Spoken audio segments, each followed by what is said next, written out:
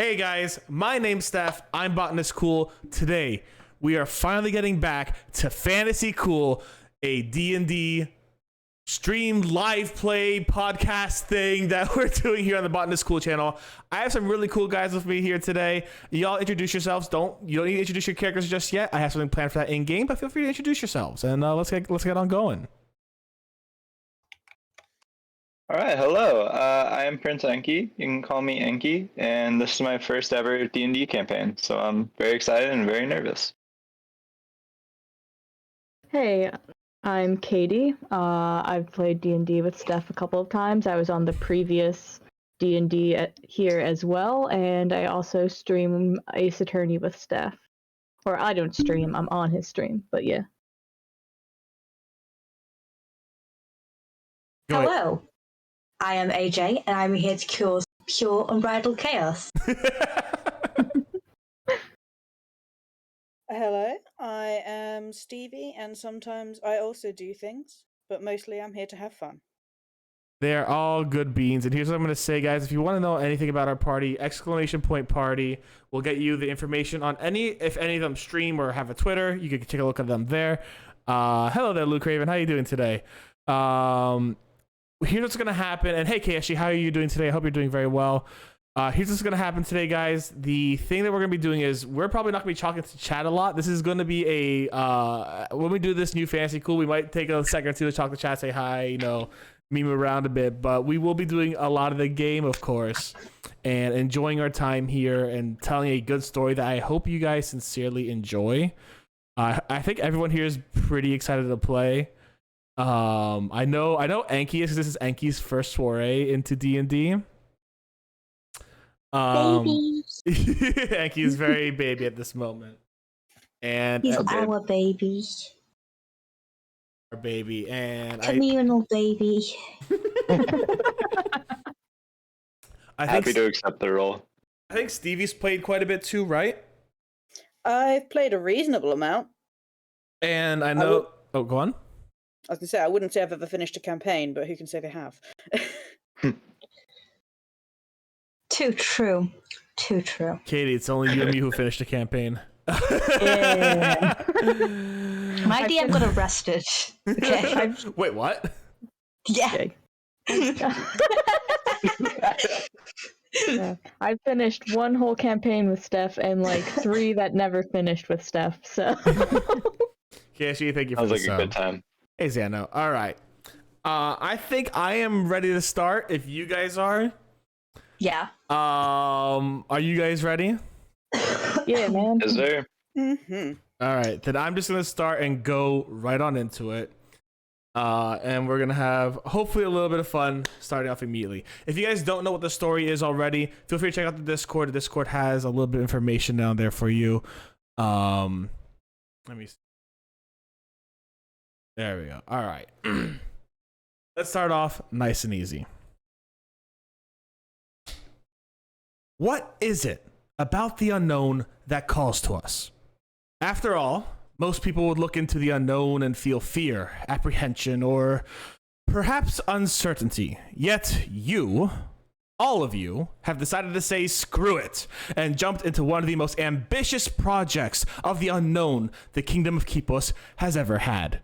You traveled from one continent full of familiar comforts to another full of mystery and challenge. Because of you, this small community of researchers has expanded into a small town of new possibilities and untold discoveries. At least, that's my perception of the situation. I've taken a look at this place and see the potential for discovery and exploration. In other words, I'm basically a kid in a candy shop. And all around you guys, you hear a kind laughter from the class each and every one of your characters is currently in. The room is simply decorated, but you do clearly see the symbols of the Kipos Institute of Exploration all around you. Beautiful dandelions blowing through the wind and landing in soil nearby. The individual in front of you is none other than Dala Dune, your new boss. They stand tall and proud in front of you with an obvious look of excitement on their face. is actually quite a different impression from your original introduction, where they went down with each and every one of you and patiently, carefully led you through understanding the contracts you were signing, helping you set up housing, and of course, making sure you got your Institute gear and coupon book. The warm understanding suddenly replaced with this subtle, high-intensity heat of excitement of a leader is something that was almost jarring, but also absolutely invigorating to at least most of you if you are normally sane. And Daladun looks back at you and they go, but that's enough about me. I've spoken about myself to you guys a few times before, and I've told you a little bit about me during orientation, and I've gotten familiar with quite a few of you as well. For now, I want to understand you guys, and I want to understand why you're here, and for the rest of the class to also understand why you're here. I know that I have a common goal of exploring this land, but each of you are probably here for your own reasons. And of course, if you want to share that reason, I'd be really excited to have you share it with the rest of the class. If it's too personal, that's fine. Just introduce yourself, say a little fun fact, but otherwise, let's start with, and they look down at their clipboard and their eyebrow raises in confusion a little bit, and they go, Waffles? Is there a Waffles here? Yes, that's me. Yes, that's me. Waffles gonna stand straight up. That's me. Okay, Waffles, please. Why are you here? What are you all about? You'll share with the class. I am here for business. I intend to grow a fantabulous empire, and this new continent gives me the access to do that. And I saw the coupon book. Daladun gives a little bit of a laugh at the mention of the coupon book, and they go, yeah, this coupon book is going to be fantastic for your stay here. For those who don't know, the coupon book you've got has a whole bunch of coupons for the local inns and taverns that have recently opened up with the influx of visitors and new arrivals and what have you to the new continent. So thank you very much, Waffles, for introducing yourself. Everyone give a hand for Waffles, and people start clapping on the side. He's going to bow, and then Maple, they're familiar, they are also going to bow. Fantastic. On Waffles' shoulder, you see a small little, like, I believe it was a Dumbo mouse, you said it was, right? Mm-hmm. And a small, pretty little brown Dumbo mouse, and they give a little bow too. She's just kind of eating up the applause at this moment.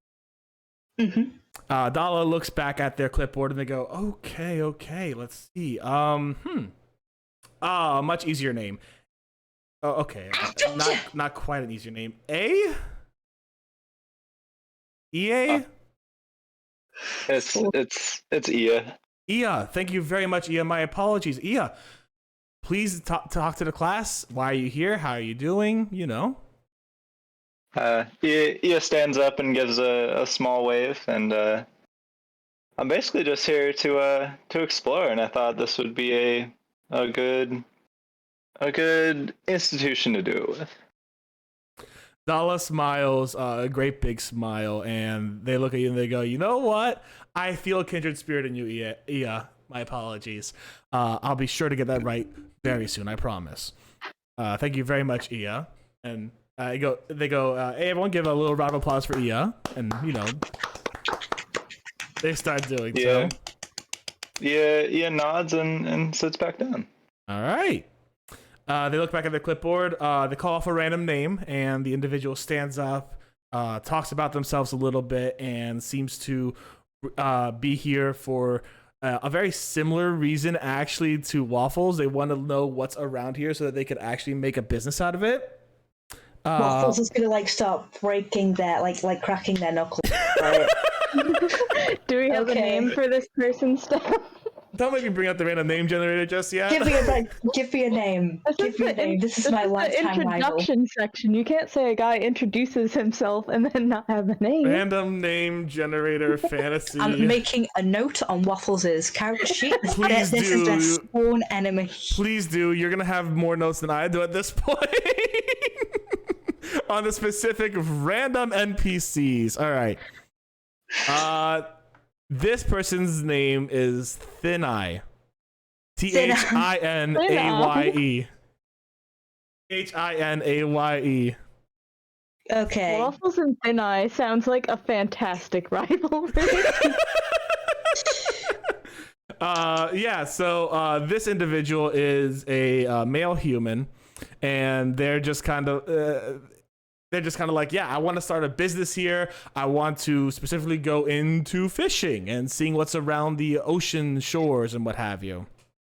Their name was Anai. Anai. Right. Okay, let me write that down real quick. All right, and then Dala looks back at their clipboard and go, all right, fantastic, thank you very much. How about, oh, here's another one. Corvus. Is there a Corvus in the class?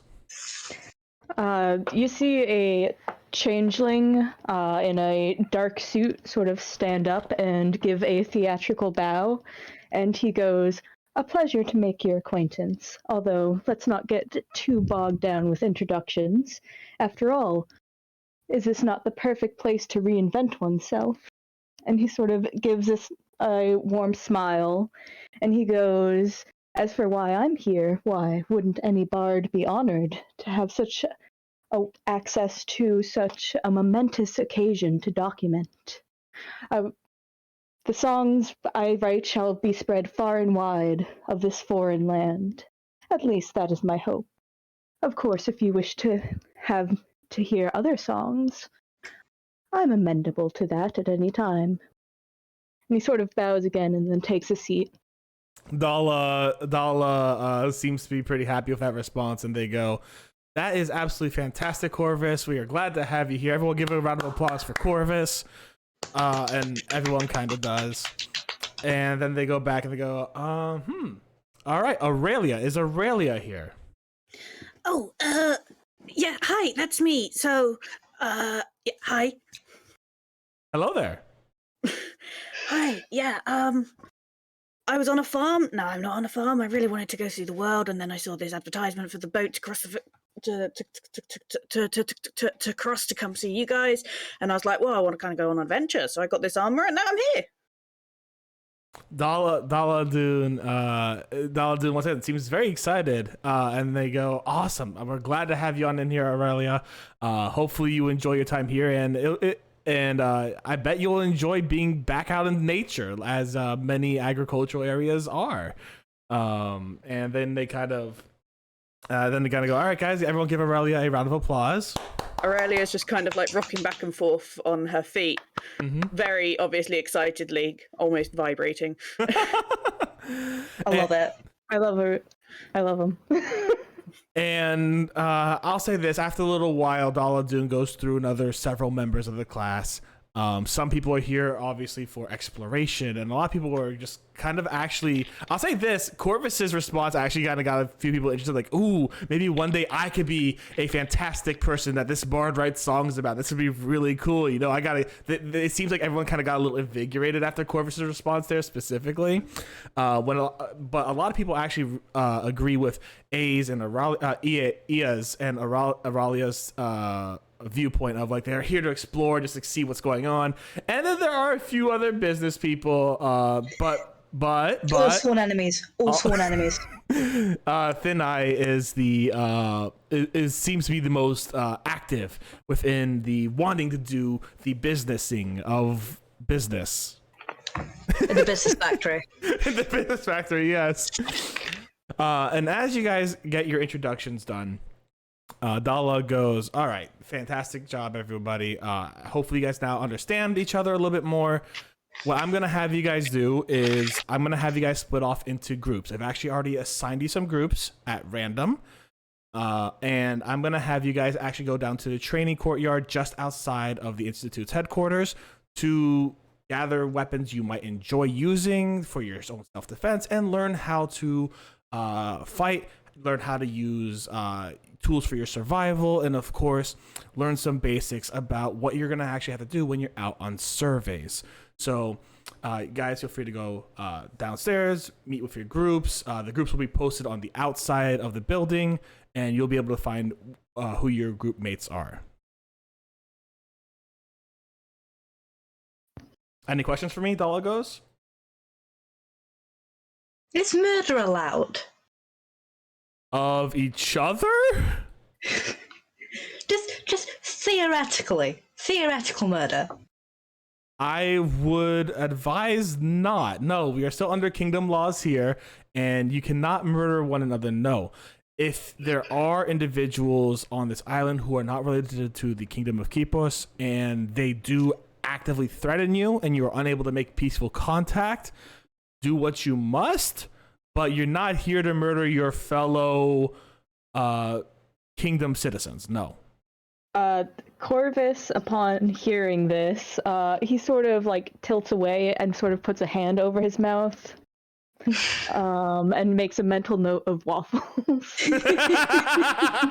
and then sort of goes back, and he is successfully not smiling. Okay. Don't you worry, Corvus. I'm not you're not a threat. No. Words. You're not my target. Oh, Corvus is not concerned. Dalagos, any other questions that anyone might have for me? No? All right, fantastic. Feel free to go outside, take a look at the bulletin board, and see who your teammates are. At this point in time, what I'm going to have you guys do is I'm going to do something that is probably a little scary for new players. I'm going to ask you guys a simple question. What do you do? Okay. Aurelia excitedly jumps up from where she stood and rushes so fast to the stairs to get up to look at the board that she trips on the bottom step. Her armor that she's wearing clanks together, and she scrambles back to her feet and goes, sorry. And then you just hear this of her running up the stairs. Amazing. All right, so Aurelia is just yeeting right onto the board. She wants to see it as soon as possible. That's valid. Anybody else? I think Corvus sort of stands and he casually walks over to the board. Okay. To look at who he's paired with. I don't know if you want me to pause there before saying what he does next, or Tell me what you want to do. he's gonna do that, and I'm assuming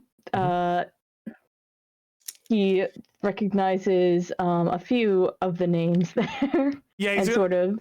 Yeah. He will recognize a few of the names, but we'll get to that in a second. Then, Enki, what do you want to do? Ia stays sitting for a while, kind of watching everyone else in the room going up to the board, and then after most have gone up and walks up to it, looks over it for a while, and then slowly walks out of the room. Okay, Waffles is being told off by Maple as they go up to the board. Like, it's very aggressive squeaking in their ear. Okay. Because they asked about murder.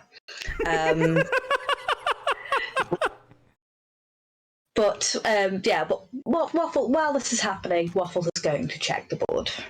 All right, so the first thing that happens is as you guys start to go up and check the board, you see the small halfling who had introduced herself as Aurelia just kind of yeet right on out, and you hear some clacking and clucking going out, and an apology as she just runs outside, and eventually you guys start heading on outside with Ia heading out last, and you all eventually reach the board where you see a whole bunch of names in groups of 4, occasionally a group of 5 or 3 here and there, but usually groups of 4. And on the board you clearly see the names Ia, Aurelia, Waffles, and Corvus are on the team. Let's put team H. You guys are on team H. Yeah. Yeah. Oh, and by the way, Thin Eye is also. No, I'm kidding. Thin Eye would end up dead before the day is over. Do you not think Waffles has not committed crimes before?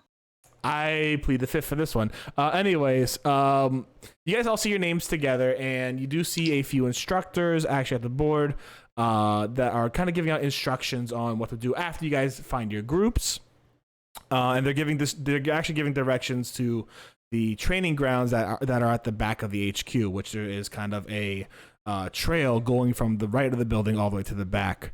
And you clearly hear them say this, and they are actually directing you as well after they see you've kind of grouped up. Does your group go towards the back? I mean, Corvus sort of is sort of strumming his instrument a bit, sort of waiting to like sort of spot the people in his group and also hopefully draw them to him, since not many people are probably playing instruments in the crowd. So that's what he does first, to sort of like try and find people. Okay, all right. So, yeah, that sounds good. So, all right, I'll say this. Ia, Aurelia, and Waffles, you recognize... I'll say this. You do recognize the name Corvus because Corvus had one of the more notable introductions where he said that he was a bard who was here to make songs and what have you. And then you do hear some, like, song, guitar, or what instrument does Corvus have? It's a hurdy-gurdy. It's a hurdy-gurdy! Oh my god. I can't remember what a hurdy-gurdy is. One moment. You hear a hurdy-gurdy being played off in the distance, or not too far actually, but you hear a hurdy-gurdy in the distance. How do you walk while playing that? You have like a little strap. Okay. Do you guys want to investigate the hurdy-gurdy? Absolutely. Yes, Aurelia is very excited, and she's kind of perked up. She's a bit shorter than everyone else, you know, being a halfling. Yeah. So trying to look through the crowd, she is literally weaving her head around people to see if she could spot where the music's coming from. And when she eventually does spot Corvus, she almost like bounces and is like, "Oh, hi, I know you!" Running up to Corvus. Corvus turns and gives a warm smile and goes, "Ah, yes, the energetic darling from before. I'm so pleased to have you on my team." Thank you. So what do you do? Do you fight with that as well? I hear bards fight with music sometimes. Does it have a blade in it? He gives another sort of chuckle and goes, "In a sense, I suppose you could say that I fight with it. However, I suppose you could say that it is my tongue that is sharp rather than any blade." I'm sure that makes sense somehow. Are you really excited for this adventure? Because I really can't wait to find out what our first mission's going to be. Yes, in fact, I am quite excited. I look forward to seeing you in action, my dear. Aurelia is very obviously just kind of a little bit confused and trying her best, like, okay, what do I say next? You can tell that she wants to talk, but she's just like, yeah. Where's the rest? Have you seen the rest? With Aurelia's Okay. confusion, I hear AJ is about to walk on in. You guys do see a wood elf heading towards you just a moment later. If if your tongue's sharp, you should probably go to the doctor about that.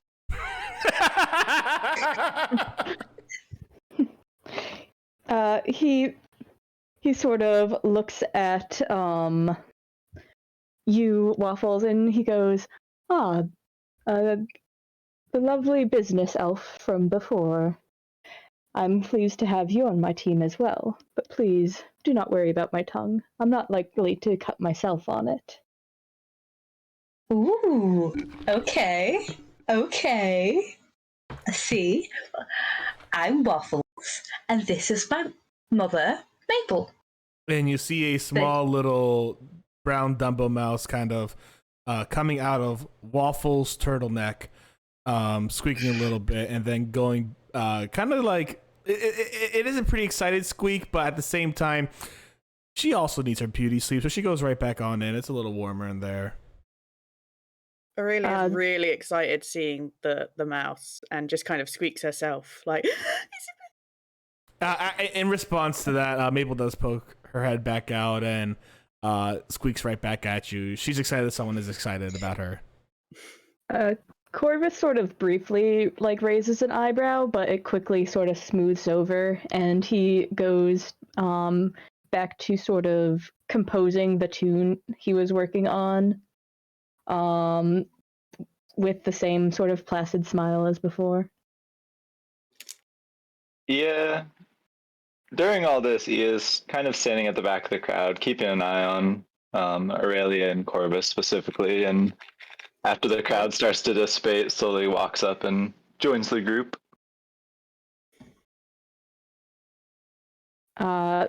Corvus notices that you've come over and he goes, and finally, our final party member seems to have arrived. He simply says, happy to be here. Ooh, another elf. Sorry. Didn't Indeed. expect to see a high Aurelia. elf in these parts. Sorry. He doesn't really have a response, just nods and stands there. So is Ia being like would the people around Ia consider Ia to be like the silent stoic type with this kind of I suppose introduction? Like how is Ia is Ia just like shy, or is he kind of like silent and stoic at this point? Everyone around can tell that he isn't shy with the way his posture is being held and the way he smoothly walks around confidently, but is definitely an elf of few words. Okay. Aurelia kind of walks up a little bit too close to Ia and is like, "Hi, it's so nice to meet you," and holds a hand out for him to shake. Ia smiles and shakes Aurelia's hand. She grips a little bit too hard, but you can tell it's not intentional. And Ia says, great to meet you too. I can't wait to adventure with all of you guys. And as you guys begin to acquaint yourself with one another, and start to know each other, and Corvus is playing his hurdy-gurdy. I'm never gonna tire of saying that word specifically. It's a fun word to say. It really is.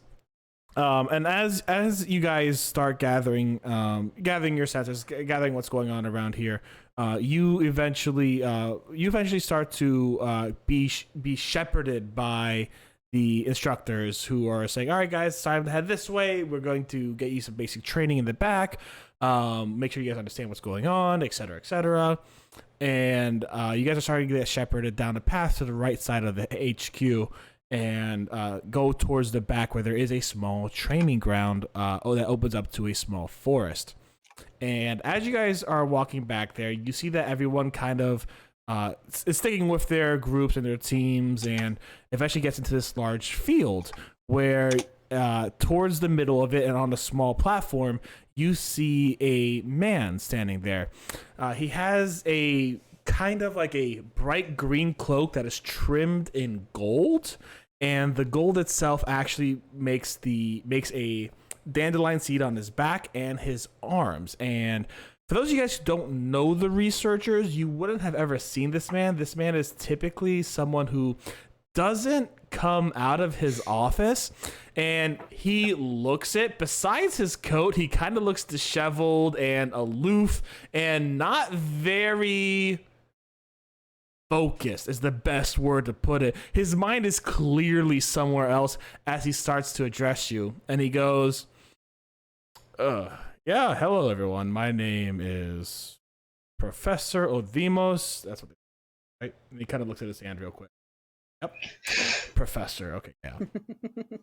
He goes, my name is Professor Odimos. I am here to tell you about everything around this area. And first, let's start with the nearby woods. The nearby woods have several species of trees, which I find quite intriguing. First and foremost, there is a very unique form of oak. And he starts going on into this really long, monotone, boring lecture. Let's do the first roll of the game. everybody, give me a wisdom saving throw. Oh no! Oh wait, I'm fine. I have advantage. What you're gonna do is you're gonna take a d20, you're gonna roll it, and you're gonna add your wisdom saving throw modifier, which is going to be on your sheet on the top left-hand corner, to the result. I got a 6. Oh no! 17. I got an 8. I got a 9. 17. Okay, Waffles. I have some good news for you, Waffles. You are paying especially close attention to what Professor Odimos is saying because there's economic opportunity in here. With all these things he's describing, there are unique species of fish that have not been documented yet. There are unique species of bugs and flowers and plants that might have even herbal remedies and stuff like that. What you're gonna do is you're gonna get an advantage to your nature rolls on your mission.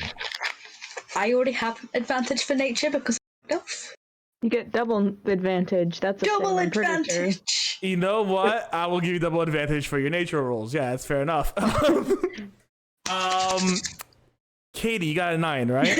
No, Enki got a 9. Thank you. Oh yeah, I got an 8. My bad.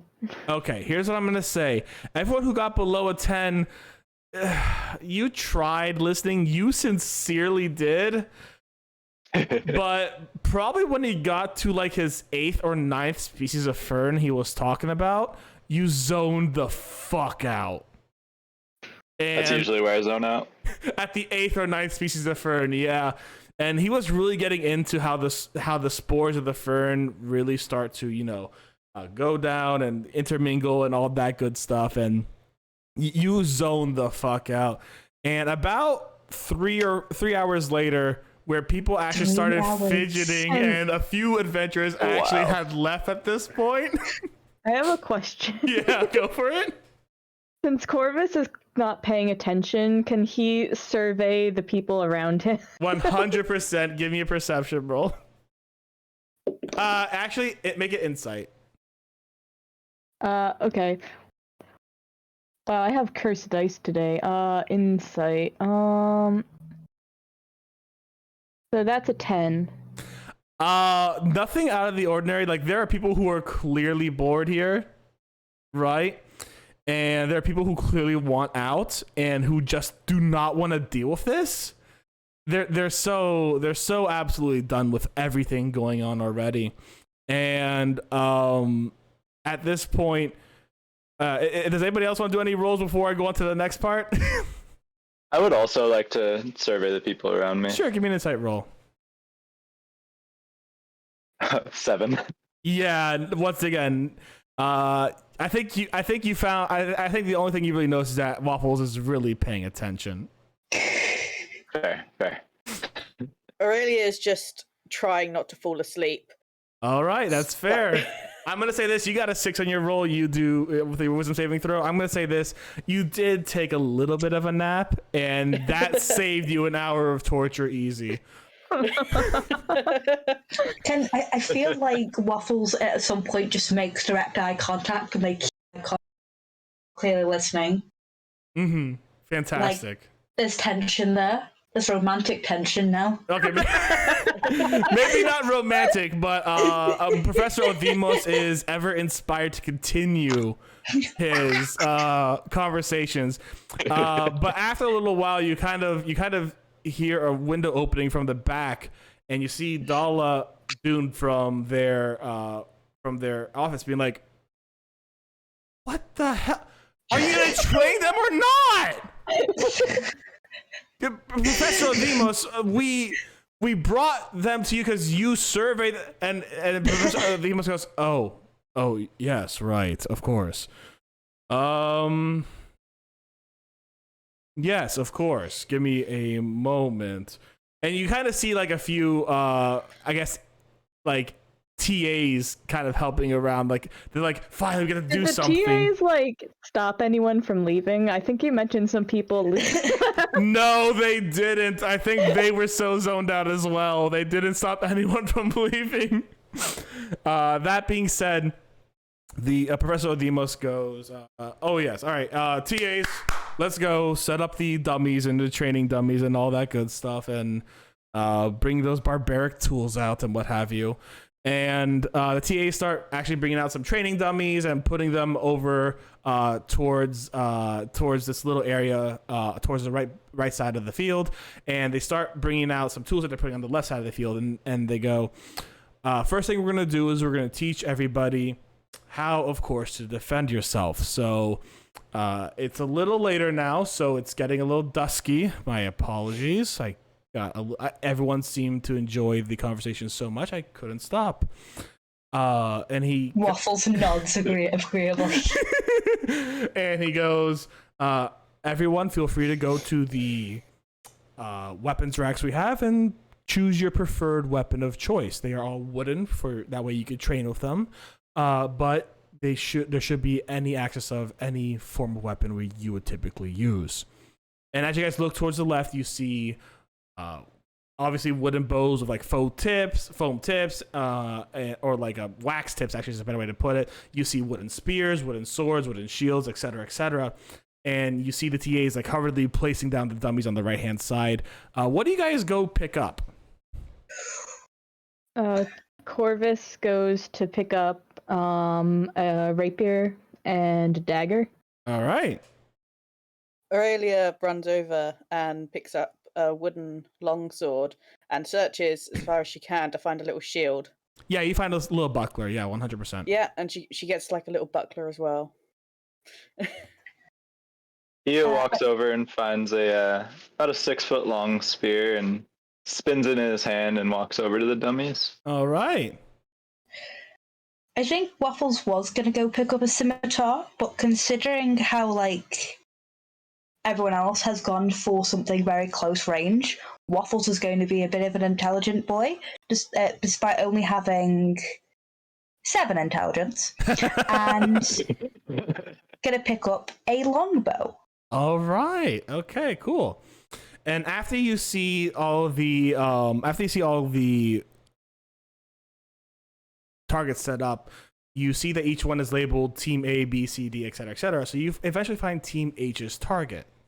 And as you look around, you clearly see at least 5 teams have left during the time of the 3-hour monologue, and that's at least. You're not sure if like they've already been like, oh yeah, you can come to this one here, and try to like fill it out again. So there are at least 5 empty slots, and yeah, Professor Othemos has driven off quite a few individuals. And as you guys stand in front of them, you start to get instructions from your TAs actually, and your TA goes, all right, this here is your dummy. Feel free to practice any form of attack you want on it. Here, let me actually start with you. And the TA actually offers their hand to Aurelia, and they go, come up here. Aurelia like jumps up excitedly and puts a sword at the ready position, very obviously unexperiencedly, and comes up and says, Yeah, okay, so you want me to hit it?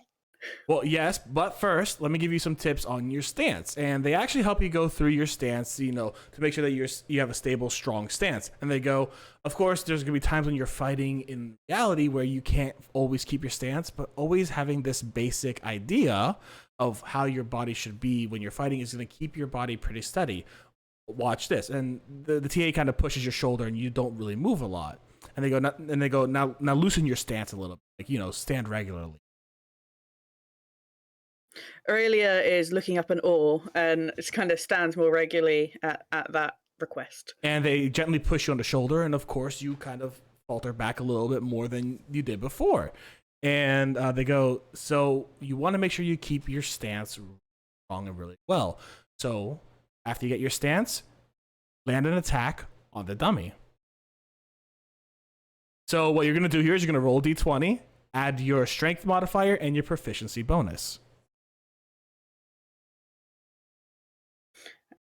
Okay.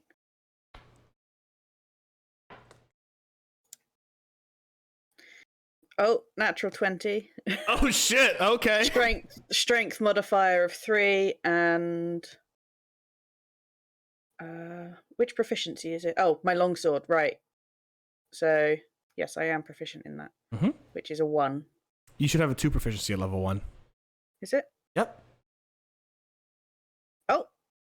Yeah. Okay. My bad. Yes, Okay, here's what I'm gonna have you do. Roll damage twice because you got a critical hit. Okay. 2. Sorry, one moment. Wait, no. That was my hit dice again.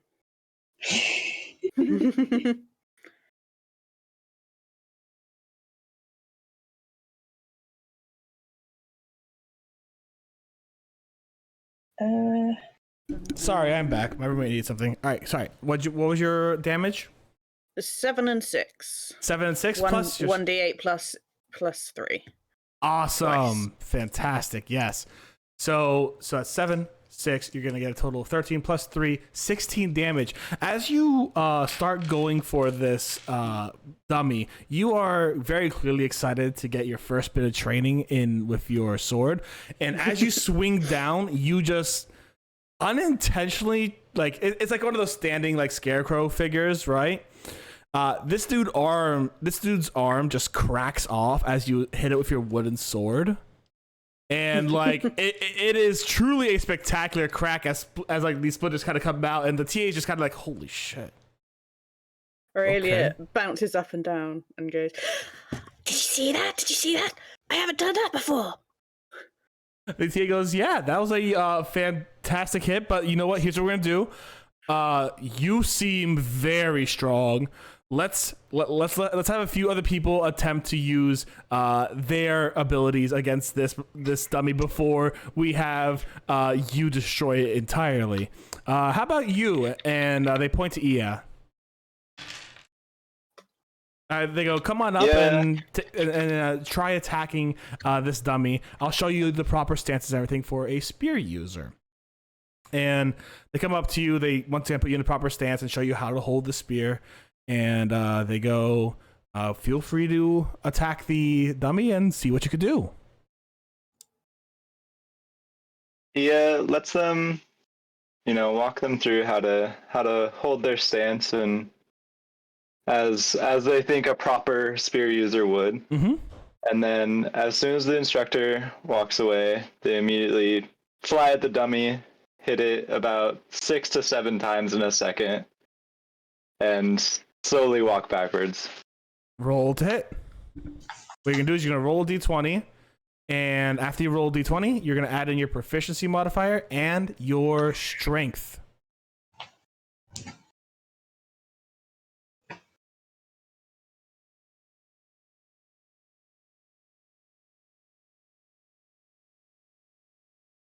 Uh, 19.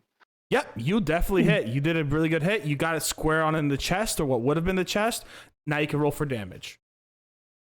So you're going to take whatever the damage is. If you're using 2 hands, I believe spears actually get an enhanced damage. So you should be able to do, if I remember correctly, 1d8 damage of a spear if you have 2 hands on it, right? 1d8. Mm-hmm. Is there anything added to that? Strength modifier. 5. 5 total? Yes. All right, fantastic. And what you do is you put a solid, as you do your attacks, you put a solid, like your spear definitely goes through the hay and burlap coating of it, and you see it kind of like gush out a little bit of hay. You have definitely learned how to relatively and safely use this spear. And then they go, all right, fantastic job. How about you? And they're going to point to Corvus. Come on up and let's see how you're doing. Corvus walks up, and as he does so, he sort of draws his rapier and goes, well, melee combat is not one of my finer skills, but let's see how rusty I am. They help you. They go, all right, would you like help with your poses? Because it looks like you're about to go. If you want to go for it. But like, do you want help with your poses, or do you think you're good? He goes, what is the point in getting critiqued before I even give my performance? Okay, go for it. All right. Okay, so that is 22. Oh yeah, you hit. Yeah. Yeah, he sort of steps forward in sort of a fencing stance and sort of just rams his sword through the chest. Mm-hmm. Beautiful. Yes. All right. So your rapier goes right through on the chest, and roll for the what was the damage? The damage was. I got so excited that I forgot to roll. No worries. The damage is 8. Yeah, and you once again you go right on through the burlap, and a little bit of hay just kind of gushes out a bit, and they go, "All right, everyone did fantastic. How about you there, Waffles? You give us a shot there. I'll be right back. Roll damage and everything like that." Of course. So that is a 20. Is that a net 20 or a Not a nat 20, it's 16 plus 4. Nice. So 16 plus 4. And 9 piercing damage. We are murdering this poor thing. Yeah. We are Amazed this it's is still a standing. Massacre. Every single one. Well, of I mean, us I think has- one of us obliterated it. One of us. Aurelia.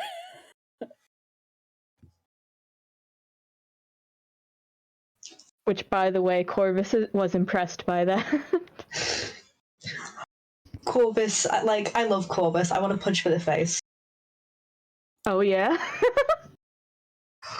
Corvus, yours and my issue is, Katie, we have the same favourite tropes, right?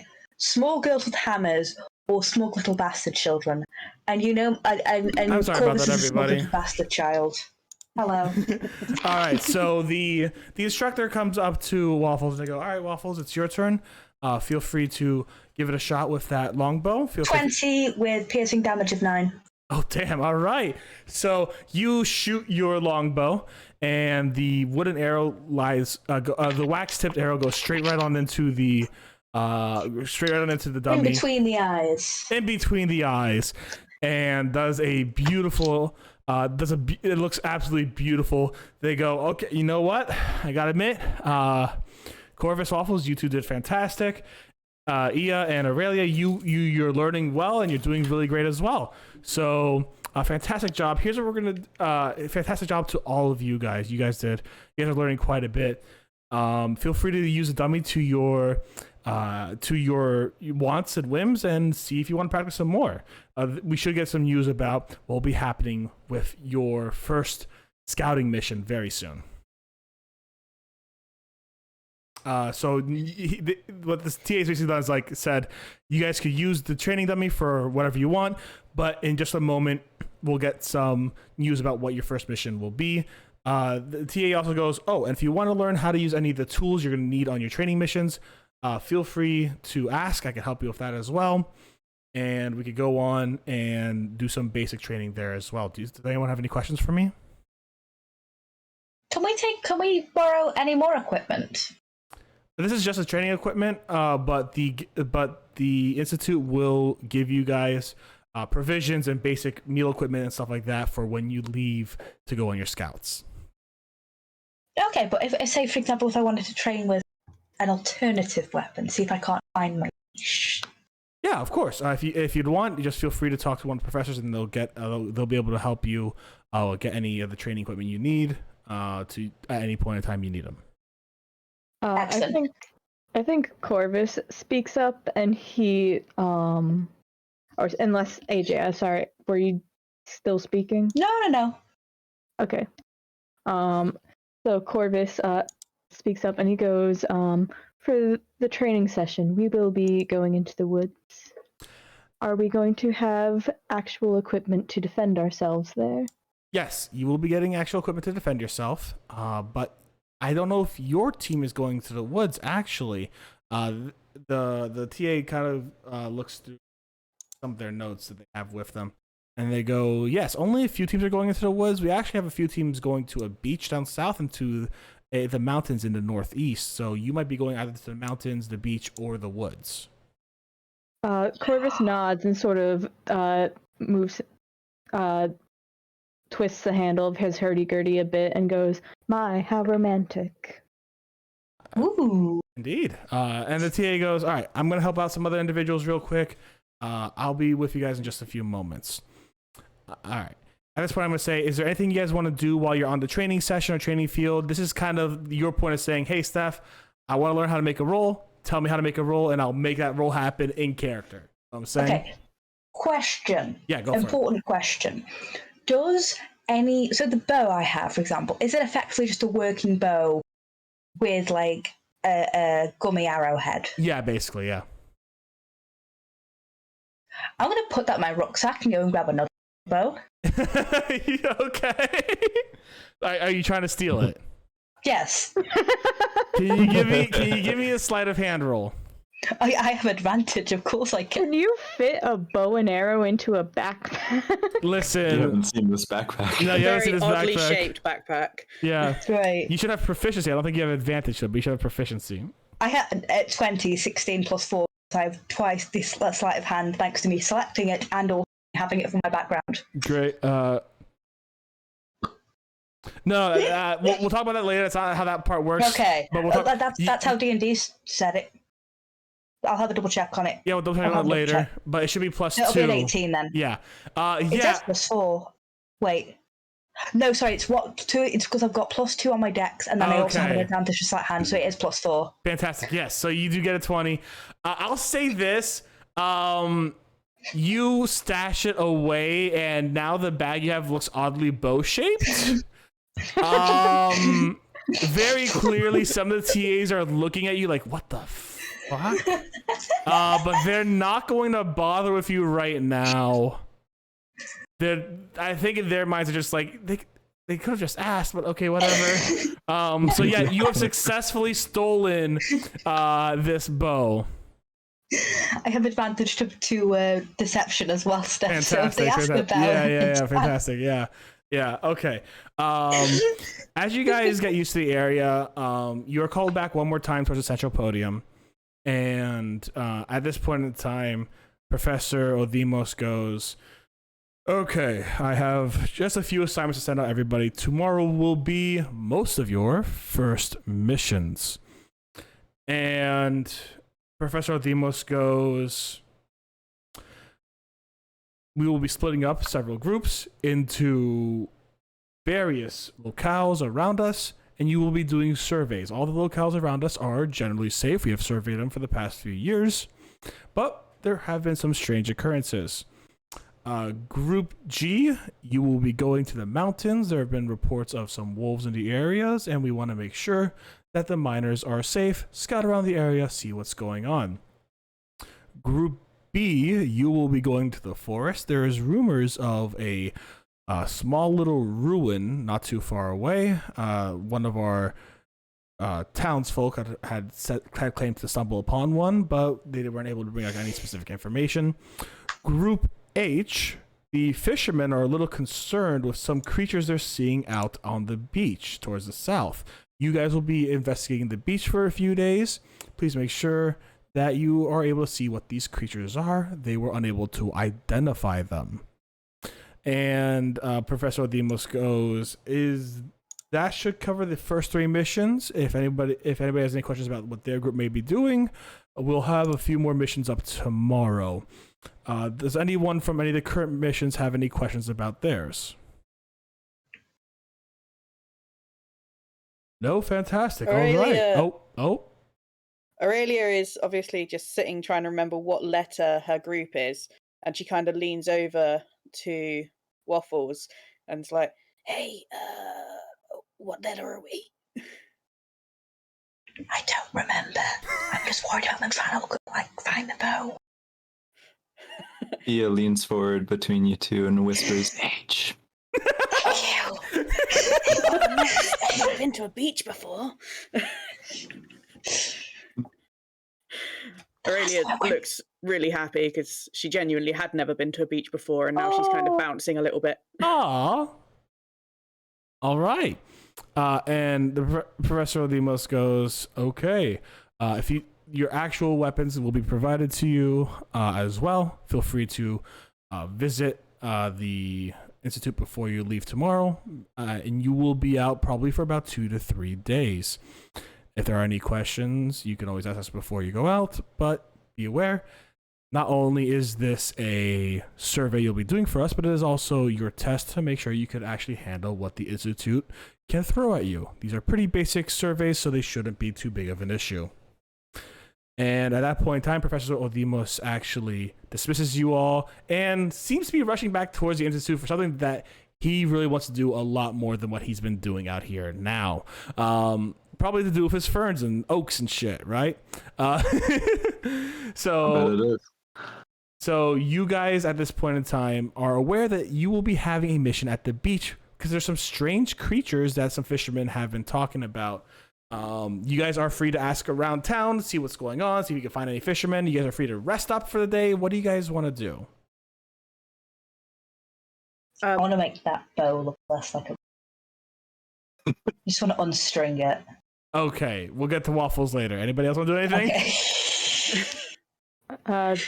Corvus is just going to be working on his song, although he might be doing something in the evening, depending on if a certain ferryman's in town, Steph. I don't know. Give me a d20 roll. 15. There are no special ferrymen in town. Okie dokie.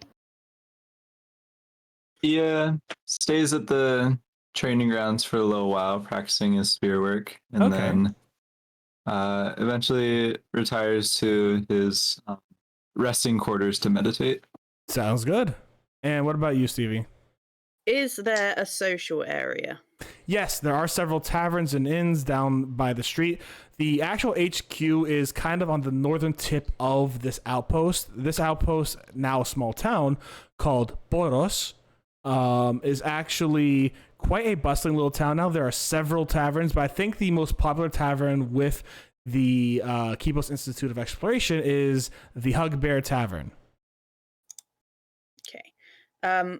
Aurelia stays for like 20 minutes trying to do some practicing her stance and whatnot. Mhm. But then she looks around, notices most of her teammates are either gone or Ia, who is working on his skills, and is like, decides to bounce off to see if she can make friends at the tavern.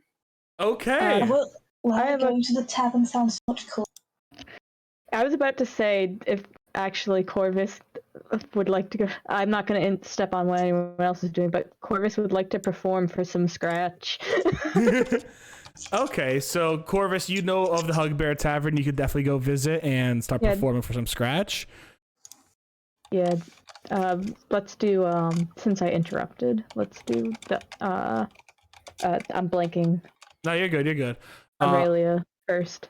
Yeah, and AJ, you said you want to go to the tavern too, you said? I didn't know that was an option. I Yeah. didn't think about that. Yeah, you can do whatever you want.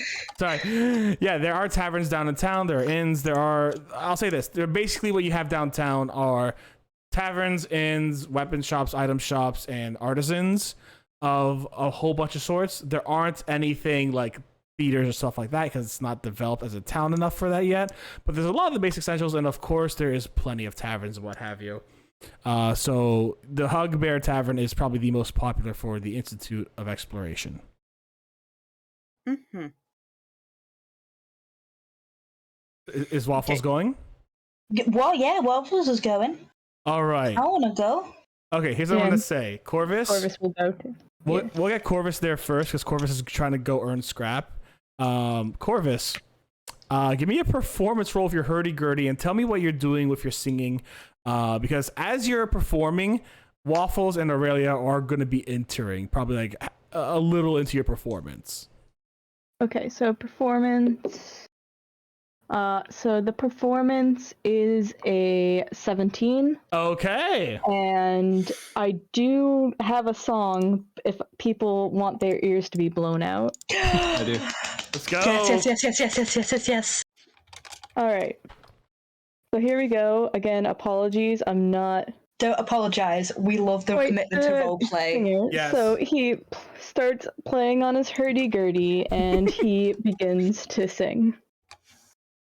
Have you tried the boring life?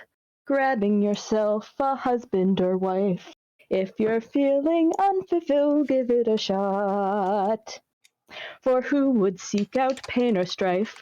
Become a chef if you're skilled with a knife. That's the kind of sentiment I've heard a lot. Focus on your business sales. The poor only get rich in fairy tales. That's what all the boring people say. Passing by the merchant scales on narrow straight street market trails, I believed the same until that fateful day. A large man with a facial scar, his cries rang out through the bazaar. Come and join the Institute today. Ho, ho, the gilded life, that's perfect for you. Do what you want and get paid for it too. A gold-tinted view, nothing taboo. Escape from where boredom is rife. People say apathy comes from within. That you must learn to be confident within your own skin. But I've worn so many, I'm confident in each. So listen to what I preach. Boredom's born of where you stay, so hoist the sails and cast away, and sign up with the Institute today. I'm sorry I didn't carry a tune at all, but I love that. That No, was great. That was amazing. Holy incredible. shit. That. It was so good. I'm Aurelia clapping. is literally staring in awe, like, wow. Damn. All right. I that was amazing, Katie. Give me you get an inspiration point. Yay. Well, Waffles is gonna clap. Waffles is absolutely gonna clap that. Yeah. And so is Maple. Maple's clapping. Yep. Aurelia and Waffles, you guys were in the tavern as Corvus is singing his advertisement for the Institute of Exploration. Did they pay you for that? He's trying to get some payment for it. I'll say this. What do you have out that's like, hey, put your tips in here? What do you have out that's like that? Oh, he definitely like tips his hat out, you know, the typical hat Yeah. thing. I'm going to say this. You're going to get a solid 10 gold pieces. Yeah. Damn. Wow. Yeah, like you get the total of 10 gold pieces, but it's you get a couple of silver here, a couple of copper here, you know, that kind of thing.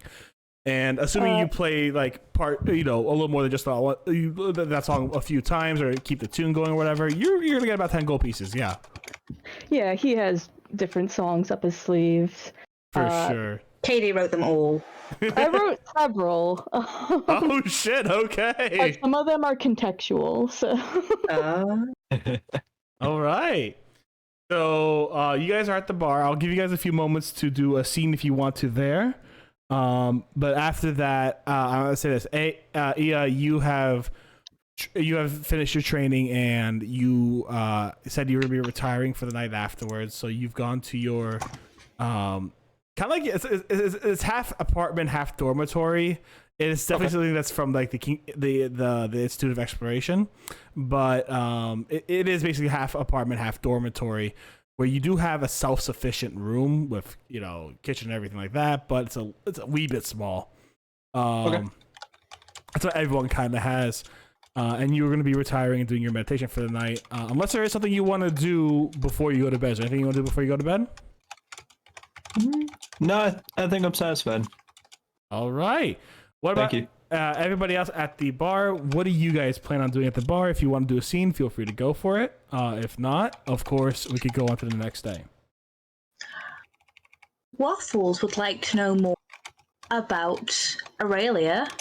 Oh. Now, forgive me if I'm wrong, Halfling, but you seem a bit young to have just decided to pack up and head off. Or am I mistaken?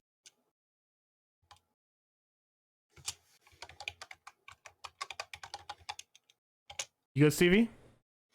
Sorry, I didn't quite catch what you said. Oh, there. sorry. Repeat. No, you're good. So, forgive me if I'm wrong, Halfling, but you seem a little bit young to have packed up and thrown everything to the sea, aren't you? No. How old are you? 25. I have no idea what that means in the context. I'm like 200 and... Oh, you're old. How long do you live? Well, How do you keep 7? your skin like that? I'm young. You're older than my dad was. But I'm an elf. We get to like 800 and die. Oh, that sucks. It must be really boring. You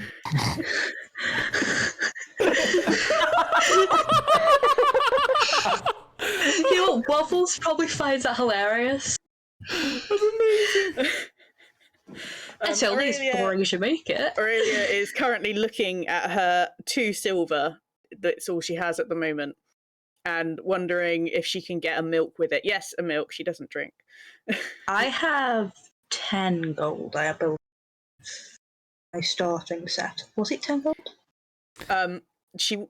What she wants to do is invite for a milk over at the bar. How much do they cost? I'll say like a glass of milk's probably only costs like a copper. Okay. Aurelia grabs you by like the cuff of your sleeve and goes, "Come on, let's get a drink." And drags you over to the bar and goes, "2 milks, please," and slaps down a couple copper. I love her. I would die for her. You weren't here when I made the joke that everything I say outside of character was actually Waffles mumbling to himself in character. So you've just heard a very small, like, I would die for you. Can I roll perception? Please. Go for it. Yeah, roll perception. Never mind, I got 6. Okay. No, you were so excited, and the glasses of milk were actually surprisingly big. That you were just like, oh my god, these are really big glasses of milk. This is awesome. Fuck yeah, you know? Beautiful. Yeah, Waffles is going to happily sort of sit down. Maple's probably going to crawl out of his sleeve, and Mightlet is going to like... Waffles is going to ask for a shot glass and just take a little bit of the milk in a shot glass for Maple. Yeah, Maple's given a shot glass, and you can put some milk in there. And I imagine the bartender's fuming at it. No, the bartender's actually pretty chill fit. The bartender actually comes back and actually brings like a few nuts for Maple to munch on. And then they go right about their business as well. So like you know, they're busy. They're a busy person, but like they're not gonna be, you know, complete jags, you know, to the mouse. Oh hell yeah! So yeah, Maple is having her best life, munching on some nuts there. Good almonds and what have you, and that, yeah.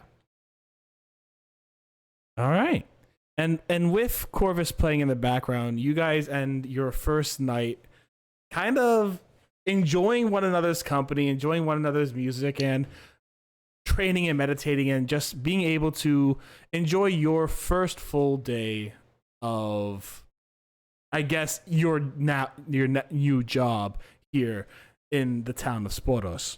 And as you guys wake up the next morning, you quickly find your way to the Institute, regroup with your companions, and get all the good equipment you need from the guild, from the Institute, which is everything that you currently have in your inventory. And AJ, you do have the bow, yes.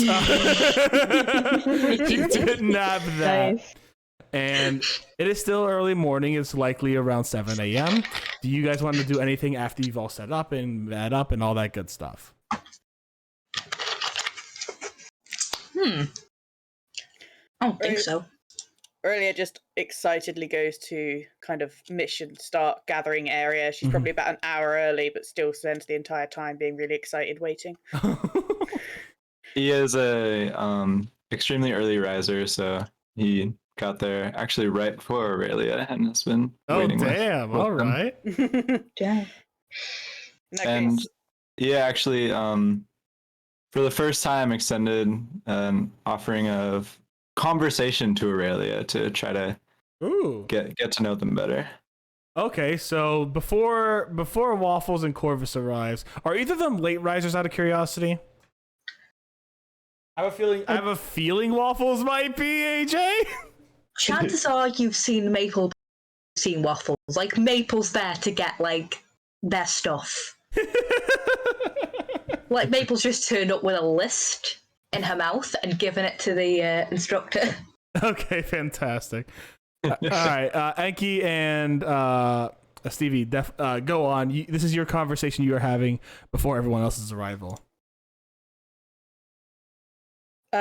So as Aurelia arrives, she like bounces up to Ear and it's like, Hi, you're here, right? We're on the same team. So, what did you used to do before this? Ia smiles, and as a person who doesn't like to reveal a lot of his past, just simply says, I like your energy. Aurelia doesn't even really notice that he doesn't answer the question. She is not smart enough to pick up on that. And it's like, Thank you. My dad always used to say I had a lot of energy. I used to work on a farm. Do you used to like farm stuff? Do you like animals? I like animals. Ia does like animals. Says that his family was also into farming in a way, but yes, has some experience, but not in the like manual labor aspect of it. Aurelia nods, pretending to be knowingly, and just kind of bounces up and down a bit. It's like, So, are you excited for our first mission? What do you think we're going to end up doing? I've never been to a beach before. Ia nods and says, I am excited. I love the beaches of the kingdom, and I'm very excited to see a new one. okay. At this point, Aurelia's looking around just to see if there's anyone else coming. I'll say I feel like enough time has kind of passed that at least one or two other people come on by. If you think that Corvus would be a little earlier, that the Corvus should definitely come on by. Same with Waffles, but there's definitely enough time that if you guys want to meet up, you could definitely hit it up. I'll say that I Perfect. don't think Corvus is a late riser, especially if he's not out late. So I think he comes along before too long. I won't say whether he comes far before Waffles, but that's up to AJ. But Oh no, like, put it this way, Maple probably got all the stuff. Then once she got all this stuff and got it left with you guys, had to trot back in. You'll hear a yelp. And Waffles will come out holding their ear. Amazing. Okay, yeah. Fantastic. All right, so I'll say this. Corvus, looks like you're gonna be coming a little before Maple, probably. So if you want to say anything, go on in. I love Yeah. that that's canon. yeah, I think Corvus just sort of comes in and finds his teammates sitting there, and he sort of walks over and gives not a full bow, but a sort of half generous bow, and goes sort of, "Good morning, my dears. I trust you slept well."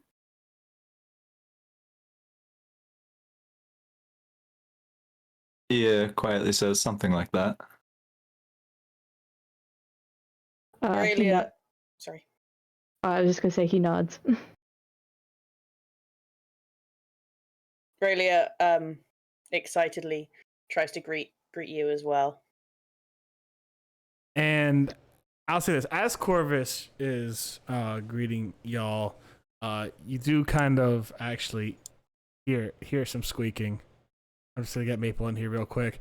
And Maple, you see the little cute brown Dumbo elf running up towards you, and Maple has a small list for you guys. What's going to be needed, and you do see like on the list like, oh, you know, basic equipment, and on the bottom says, don't worry, Waffle stole a bow already. On there. And So is this list like things that Waffles will need to go on the expedition with you guys as you pick them up from the institute? Yes. It's just basically you guys are getting equipment from the institute, and Mabel's like, just make sure to check this out for Waffles. He's still not awake. I'm going to go like drag him here in a second. Yeah. Corvus sort of raises an eyebrow and goes, My, it seems we've been delegated to helping duty. Maple gives you an exasperated look like she's done this 1,000 fucking times and she can't get him to fucking do anything on his own. I'll just say this. Maple's not hiding anything. Maple's just like, Maple has a very apologetic look, but at the same time, also silently proud of Waffles. And then Maple starts bounding back, and I'm gonna say this, Waffles, give me a Constitution saving throw. Yes! Okay. Constitution. Mm-hmm. Let's go. I got a 2. Fantastic. All right, I'll deal with that later. No. Actually, no, I'll do that right now, actually, real quick. A few moments after that, actually, Waffle, you are unable to react to pretty much anything because you are sleeping, but you feel a really sharp and painful tug at your ear, and you end up being unable to wake up solidly, like, you know, instead of like, oh my god, okay, I'm up. You freak out and end up like falling off on the floor, where you see Maple sitting smugly in front of you after having casted Mage Hand to make you get up. She casted Mage Hand. She's your patron. She can do whatever she wants. Huh? Oh yeah, How I forgot did to he- mention my character's a warlock, and the mouse is their patron. The mouse is the patron. So Oh my at this God. point in time, Maple actually starts casting Mage Hand and is pulling your ear towards the direction of your closet to get ready. Okay. Well, Waffles is just gonna like hurry off the floor and just start getting ready. And Maple's gonna patiently wait at the door for you. But yeah, at this point in time, Waffles has not currently entered conversation with you three, but Corvus, you just saw Maple run off after giving you a list. Corvus sort of puts the list down on the table and he goes, Well, as much as I would hate to start off on the wrong foot, I do believe it is beneficial that one have consequences for their actions. That being said, I suppose it's time for us to go fetch our equipment. I take it Waffles at this point comes running out.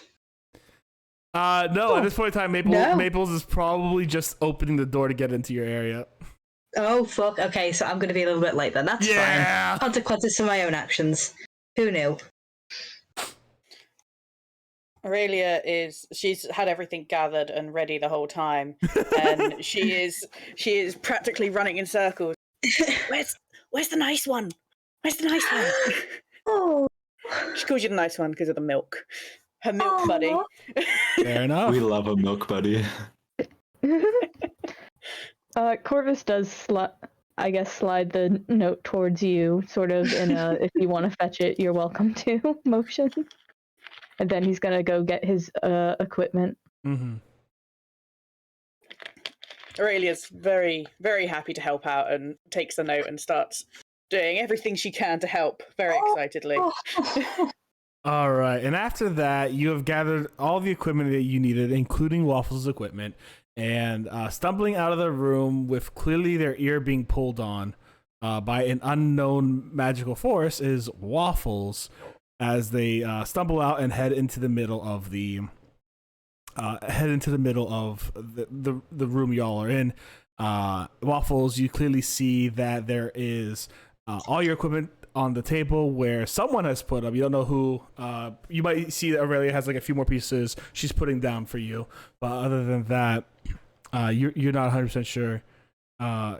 You just came back and you see that you've been set up to at least start the day without being completely messed up.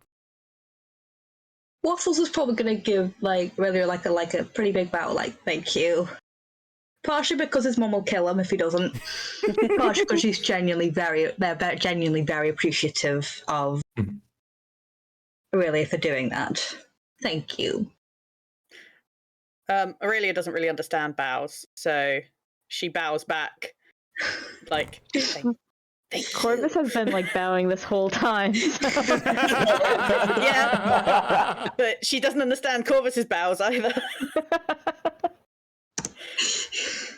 After you guys are geared up and ready to go, after you guys are geared up and ready to go and all set up, you start heading your way south through the opening market district and the whole beauty of the town. The town is actually you can definitely see, like, towards the port, you see some older buildings for sure as you're passing by. But as you see more and more of the town is actually quite lovely. When you walk through it, it's waking up in a way that, you know, is just kind of really cathartic to see when you're walking through a town and just slowly things are starting to happen. You smell fresh bread from the bakery nearby. You see kilns starting to be turned on and ready to get ready for their smiths to use. You see artisans starting to open up their doors and taverns starting to get their foods ready and stoves turning on and everything starting to come back to life. And it's not long before you guys are at the southern exit towards the beach, where you guys are ready to start going off into your adventure. And as you guys are ready to go off, you see there is a TA over there who seems to be waiting for you. And they come up to you and they go, all right, Team H, this is going to be your first assignment. I'm going to wish you the best of luck. If you need if you do need any assistance out there, you're free to come back. But see if you can last 2 to 3 days. And don't forget, you will be graded on your performance. If you bring back new information about the locale and the creatures that the fishermen are seeing, you'll get a higher mark, of course. If you bring back information we already have, you will get an average mark, because these are things that, you know, you have to find out. But if you don't find any of the information that we're looking for, then you may fail the class as well. So if there are any last minute questions, you're free to ask me. Otherwise, I'm going to wish you the best of luck on your trip. When she hears that it's possible to fail the class, Aurelia just kind of goes, and has this little look of panic on her face. Yeah, it gives you like an assuring nod, being like, I have confidence. You should do fine. She steals up and kind of clenches her fist in like a celebratory, yeah. Waffles are going to give her a small pat on the back, like, you'll be fine, you'll be fine. But otherwise, she's just happy to follow the team from here. All right. To get started. All right. The TA looks at you guys and seeing there's no questions asked, the TA goes, all right, well, thank you very much for your time. Best of luck out there and stay safe. And the TA walks back into the town and you guys start walking out to the beach. I'm going to give us does anybody need to use the restroom? We could do a 5-minute break if anyone needs to use the restroom, get water. If not, we can continue going on to the beach. What do you guys want to do? I could use a quick break. Yeah. All right, we're going to give ourselves a quick 5-minute break, guys. I hope you all have been enjoying this. The second part of this will happen in just a few moments. It's going to be a lot of fun. I am excited for you guys to see the beach and see what's going on, all right? Mm-hmm. All right. Me too. We'll see you guys in a moment. Bye, everyone. Beach episode part 2. All right. Be right back then.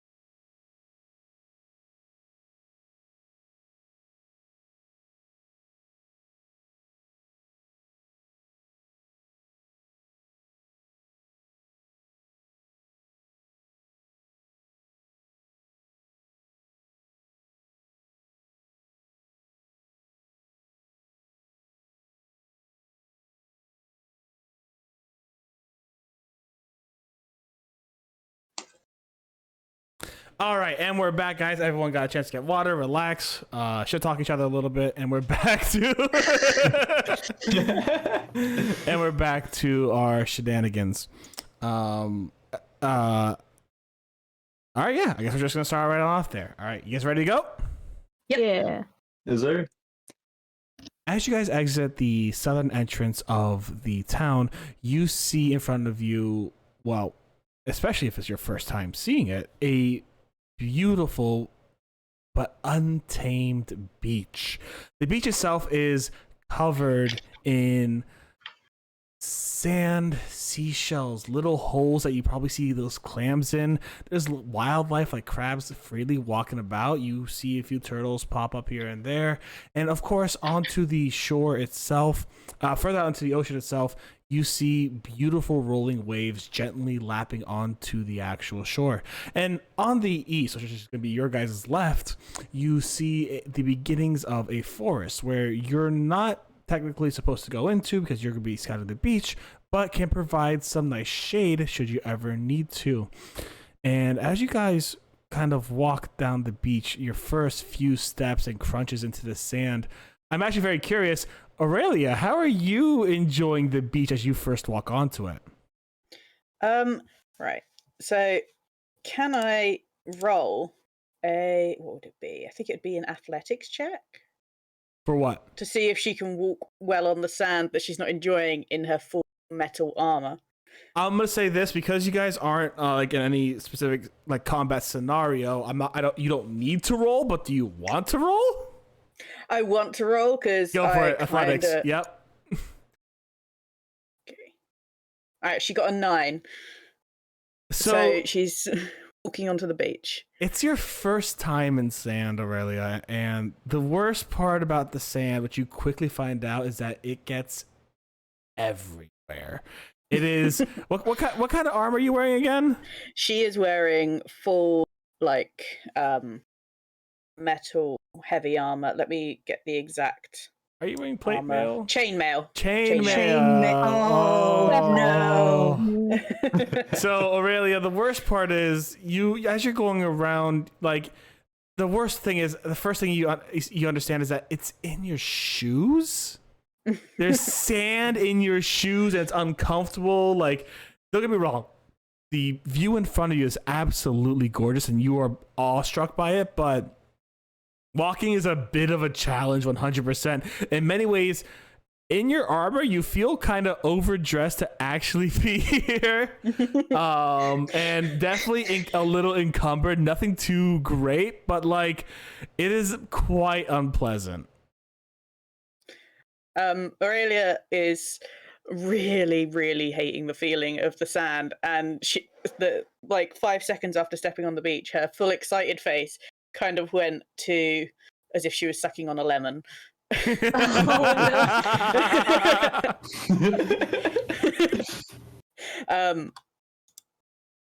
Then she's kind of waddling along and seeing if she can pull her chain boots off whilst still trying to keep up with everyone so that she can at least have the freedom of her feet. Yeah. Waffles is going to be nice and stop. Oh. Wait. Aww.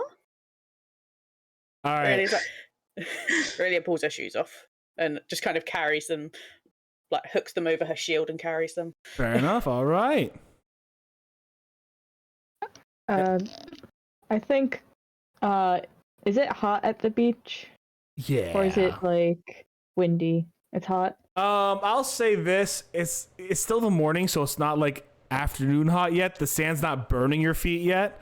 But it certainly is. You know, there's a nice breeze coming from the ocean, but it's definitely like it's definitely going to be a hotter day for sure later on. Corvus is wearing black, so he's not super happy about this. He is also wearing black, but God, you little emos. right. Yeah, He I isn't think- too uncomfortable yet because the robes are short and pretty tight to the body, but still get the breeze from the ocean in. Okay. Yeah, I think when it gets hotter, Corvus is gonna like roll up his sleeves to that like, you know, when like you roll it up to like the halfway up your arm type thing. Yeah. Hot. I have a question. Go for it. 2 seconds. Can I sniff the sand? I wanna figure out like what kind of sand is it? Do you know what I mean? Like, I want the goods. I want the details of the sand. You do have double advantage. Give me a nature roll, sure. To investigate the sand, give me a nature roll, sure. You I'm have double sure advantage. I have double advantage. So does that mean I can roll twice? No. Yeah, you can roll twice. Yes, you can roll twice. Yeah. So it's a 19. That's a 19. I'll roll again just in case. Mm-hmm. That's a 7. I don't think so. Yeah, I think AJ. AJ. 19. Double advantage. Yeah. Doesn't double advantage mean you roll 3 times? I think. Yeah, AJ, I've rolled 3 times. Okay. So yeah, that 19. Okay.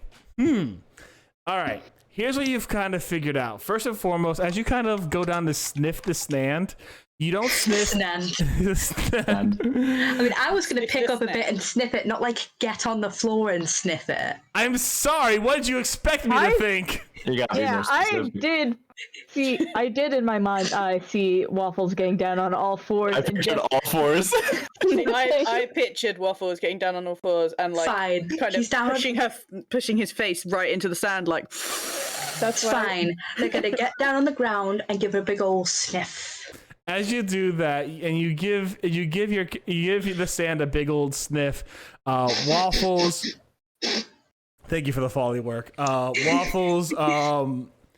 You are able to tell that this sand is definitely from the ocean in terms of like it's definitely not like volcanic sand. You smell like this is very frequently like recycled sand that goes in and out in with the waves, and you do smell quite a bit of like you do get like quite a like a sea life smell, like there's probably seaweed on there earlier today or before or recently. And as you kind of get closer, I'm going to say this once again, you do see quite a few holes actually in the sand itself where you see clams actually like bury themselves. You kind of see like one spread out a little bit of water as well. So I just dig my hand in and grab it. All right, yeah. I mean, I just want to say that when Waffles bends down to sniff the sand, Corvus just sort of looks over at them and goes, is this what they call a nose for business? It is. It's exactly what it is. You must be able to smell the quality. And the quality of the sand clearly implicates that it is not volcanic. It is purely sea sand. There's been much seaweed here today. And as he says, he's going to try and like fist out the clam. Give me a Corvus? dexterity roll. And as you're doing that, Corvus is gonna look around at like what I'm sure is seaweed on the beach. I have a +2 to dex, mate. That's a 19.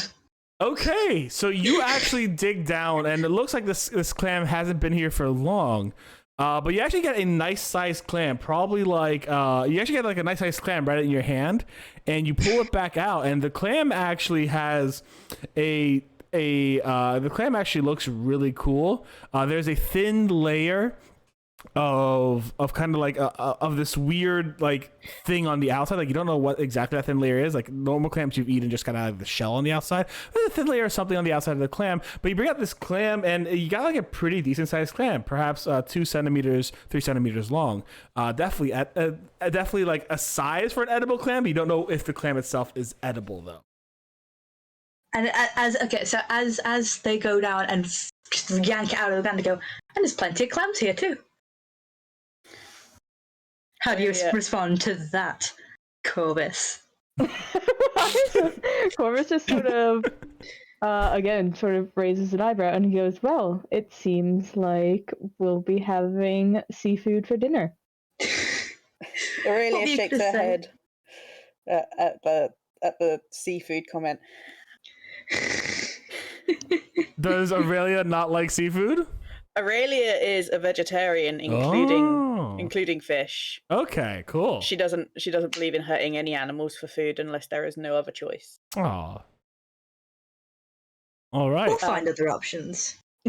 She will eat a leaf. You do have some rashes with you as well, so you should be good. Also, there's seaweed. Seaweed is super edible. Mm-hmm. Yeah, I was gonna say True. if she makes a comment, Corvus would have commented on the seaweed. I just love how much chaos I'm causing already. You got a clam. Beautiful. One whole clam. Just the amount of bullshit rolls I've been able to do at the minute because of how I built my character.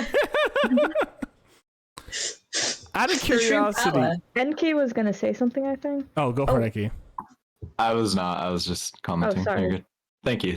I appreciate it. All right. Well, out of curiosity, is Waffles going to try to get more clams as they walk along? Oh, did they seem particularly special? To your current knowledge, no. They just might be edible. Nah, Might be edible. you might give it to Maple. Okay. You give it to Maple? Yeah. Maple takes it, goes into your turtleneck, and like you feel for a second. Oh. You feel for a second on your neck, but then it's gone. And then Maple Okay. comes back out, and you don't know where she stored it. Oh no. You don't know where she stored it, but it is stored somewhere. Can I roll perception to see if Aurelia notices? Well, Maple's not being notice where it's stored. No, notices.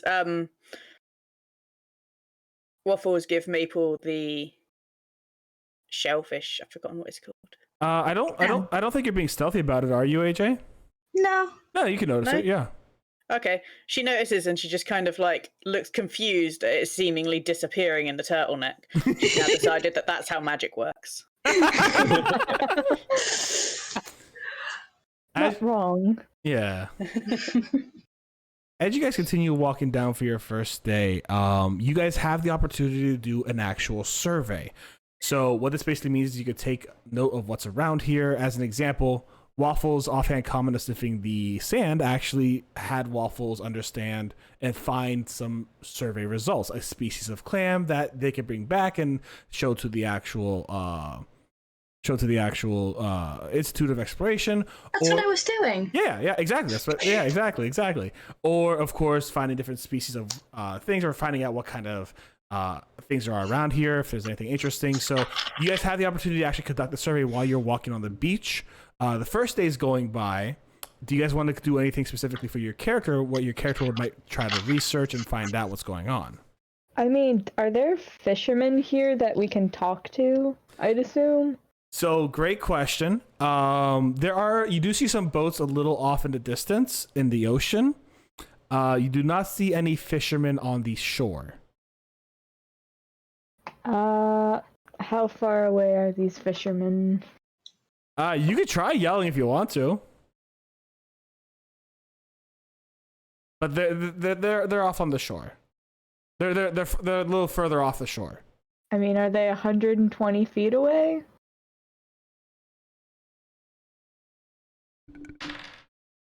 Steph has forgotten how boats work. They are. There's one or two boats that are within 120 feet. Yes.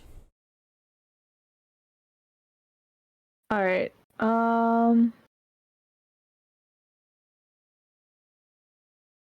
Yeah, before that, I think before he does anything, I think Corvus is going to go to I think it's going to probably be Aurelia and be like, "You there, lively darling, would you mind trying to get the attention of some of the fishermen over there?" Aurelia perks up at being spoken to. Yeah, sure. So as loud as she can. I don't want to shout because I've got neighbours who are asleep. Yeah. Otherwise, It's only I nearly would. 2 a.m. It's fine. It's fine. It's fine. She just kind of goes, "Hey guys, my friend wants you." As you kind And of wait patiently. as you yell out, you hear someone calling back. They go, "Yeah, what is it?" Aurelia calls back, I don't know. Let me ask. What is it?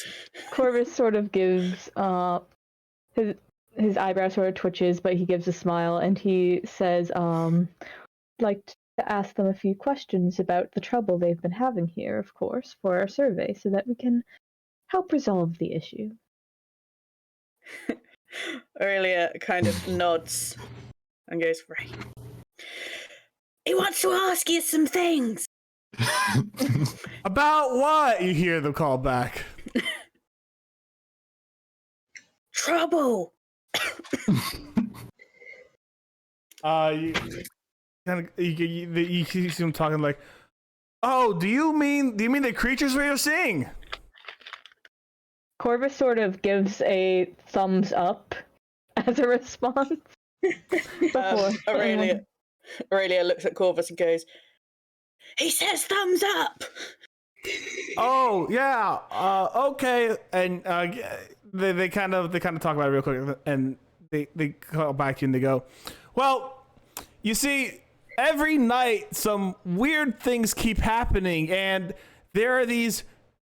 No one's gotten hurt yet, but there's these giant creatures that we just see in the night, and it's really, really like you think they'd be easy to see because they shine so brightly, but you can't see it even though it's shining.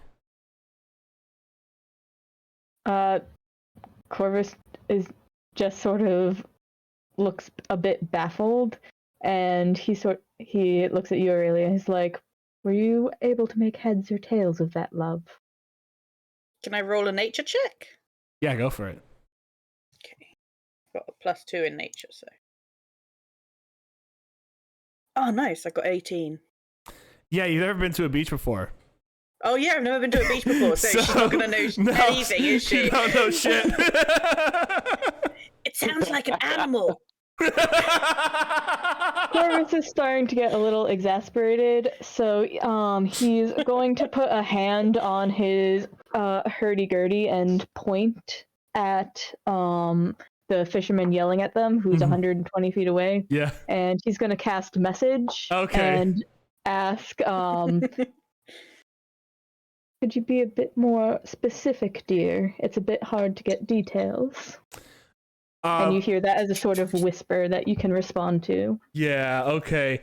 The fisherman kind of looks a little shocked for a second, but then it gets back onto it, and you get a response saying, at night there's these weird glowing patterns on the seafloor, and some of them are massive and some of them are small, and we don't know what they are. It's scaring quite a bit of the fishermen, but once they come out, you're not catching any fish.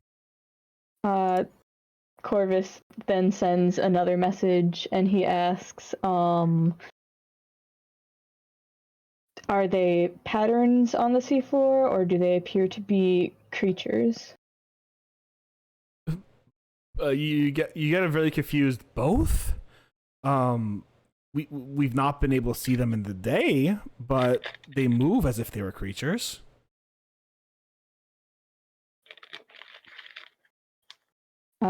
He asks any particular shape or size estimate. Okay. At this point, he kind of thinking to himself. He goes, and then he responds with a message spell. He goes, kind of. Some seem to be 1 or 2 feet wide or long or something, and some seem to be longer, maybe 5, 6, 7 feet, but they shine so brightly that you can't really see what they are, if that makes sense. We look into the ocean and we can't see an outline. They're not shining from under the creature, they're shining from on top of the creature, I think. So we only see what they're shining at night. We can't. We haven't exactly scuba dived. We haven't exactly dove under the water. I wouldn't want to face that. Corvus sort of nods, and then he turns to Aurelia, who, by the way, only the people sending message can hear. So he turns to her and he goes, Well, according to the conversation I just had, they appear to be some sort of creatures, many in the 1 to 2 foot range, some as large as 5 to 7. They seem to shine brightly at night, perhaps only on the surface, although it is difficult to tell. But no discernible shape. They are apparently too bright to see through the refraction in the water. Yeah. Aurelia looks kind of confused and goes, What conversation? Corvus puts his hand on his instrument and points at her, and you hear a whisper in your head say, "Why, this one, darling." Aurelia kind of jumps back and lands on her butt. Like, What? There's Corvus sand sort there of now. gives a somehow his smirk seems a little more genuine when he sees her sort of jump back and land on her butt, and he goes, "It's a simple message spell, my dear. No cause for alarm." Aurelia is literally in amazement right now. Like she's poking at her ears to see if she can figure out what's attached to her, making her able to hear it. Obviously, there's nothing. Before she goes, That's so cool. Can I do that? she definitely can't. He replies, "Well, you can respond to me, love, but no, I believe it is not within your skill range." Thank you. What were you going to say? Ia turns to Corvus and requests that they ask if they've seen the creatures in the daytime. Corvus says, "They said they have not." Ia nods. Is that all you need from us? Aurelia would know about that. That based on other nature of, oh, so they're nocturnal. Like, Oh, so they're nocturnal. So we don't need to worry about them right now. Corvus says, "Seems that way," and he goes back to sending a message to the fisherman, and it's sort of like, "For now, although we may come back, my dear fisherman." Do you flirt with everything? hmm? No, just curious. You seem to flirt with everything, Corvus. Is it intentional? Or is it just a fun personality trait? Corvus sort of smiles and he goes, "Why, I wouldn't make nearly as much coin if I didn't, my dear." And he bows.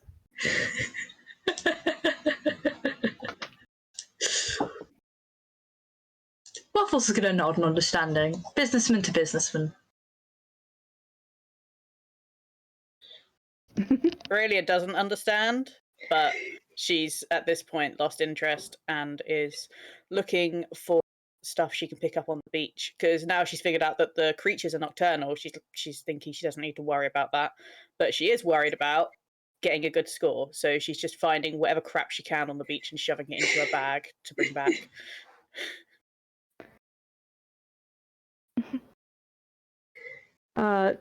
Corvus is gonna go, "So I don't suppose anyone here is familiar with creatures of the sea. I've only been to the beach once in my youth, to be honest, so I can't claim to have much knowledge there." Sorry about that. My roommate's car broke down. Oh no. All right, they're good. All right, sorry. All right. I'll have to re-listen to that part later on. But from what I'm aware of, Waffles was asking Corvus if he flirted with everything. And Corvus basically said, "I do it for the money."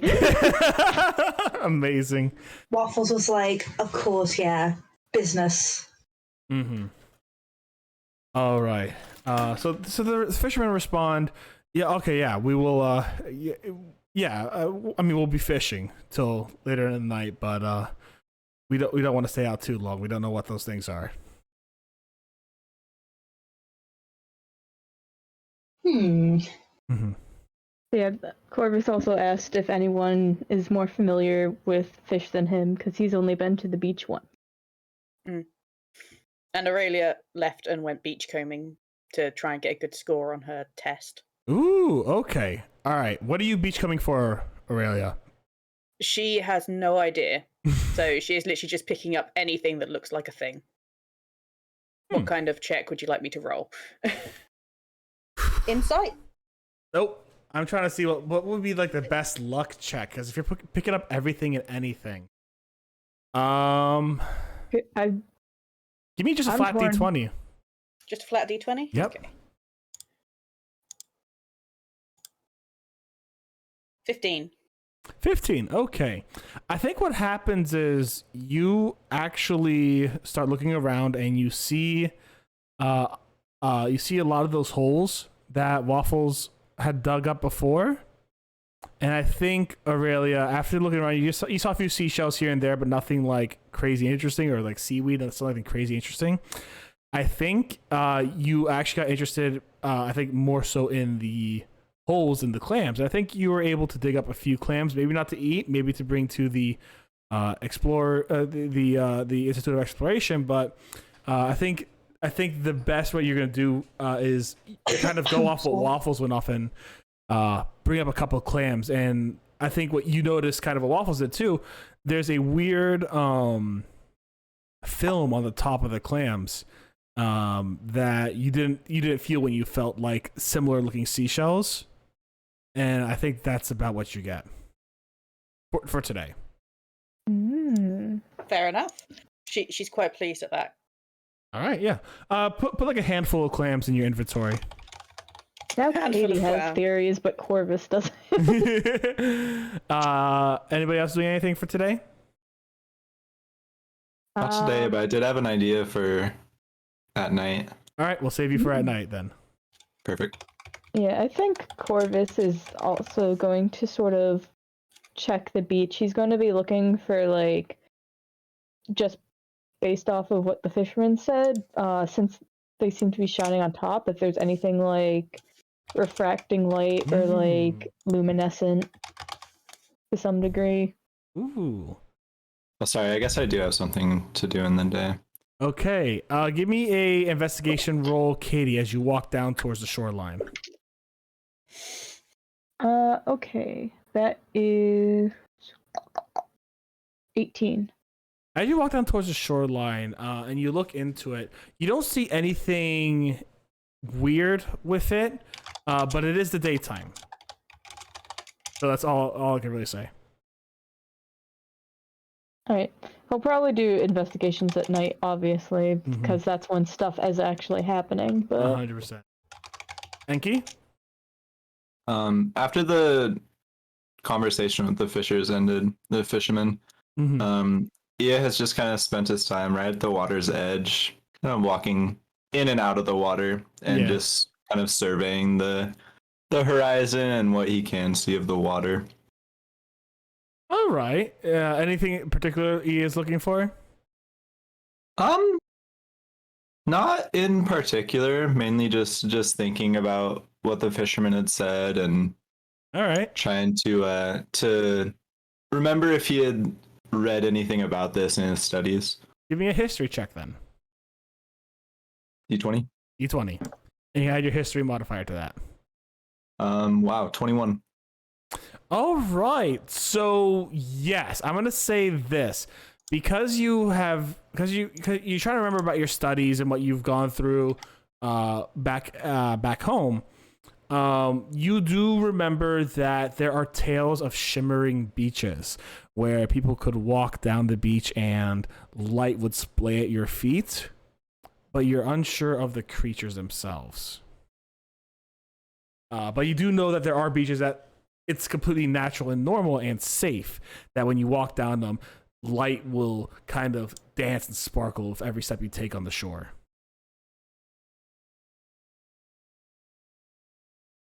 All right.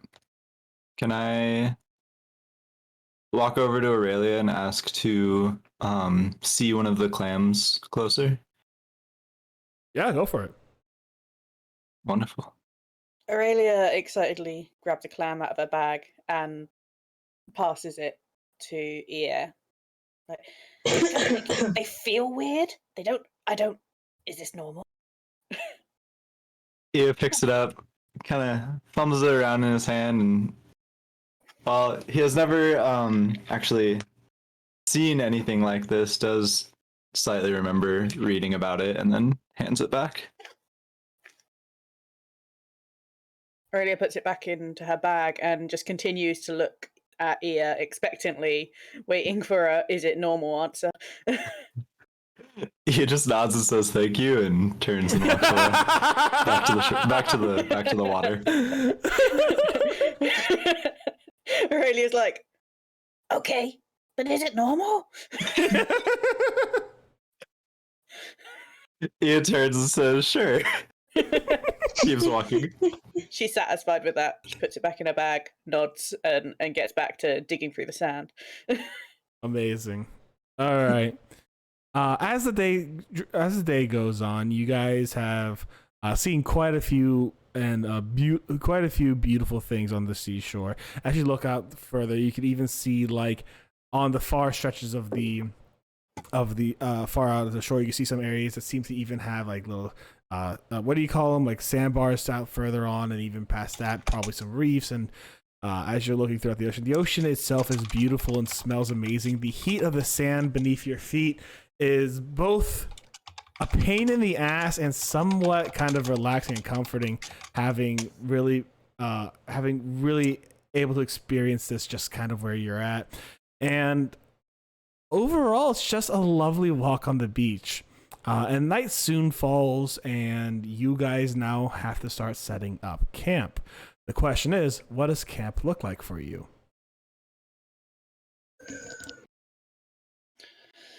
Yeah, reaches into the explorer's pack, pulls out the bedroll, lays it out on the sand, and just sits cross-legged on it. All right. Waffles is probably gonna get they've pulled up the cowboy hat, burning onto the head as they start getting to work. Oh yeah, they wear a cowboy hat. Of course they do. It's in their description in the Discord.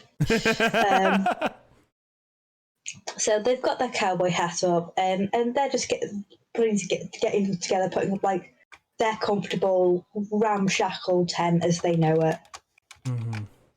They're very content. Yeah, the Explorers Guild gave them stuff, right? Yeah, everything that was in like your you probably got like a sleeping roll at the bare minimum if you don't have one in like your starting gear. Yeah, I didn't have one in my starting gear, and I thought we were getting equipment, so I didn't have Corvus buy something. But I mean, if you bought something now that's yours privately, you get to own and do whatever you want with it.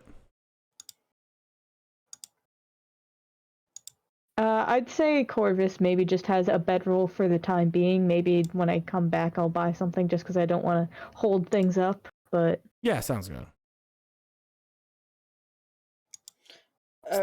Aurelia has her bedroll and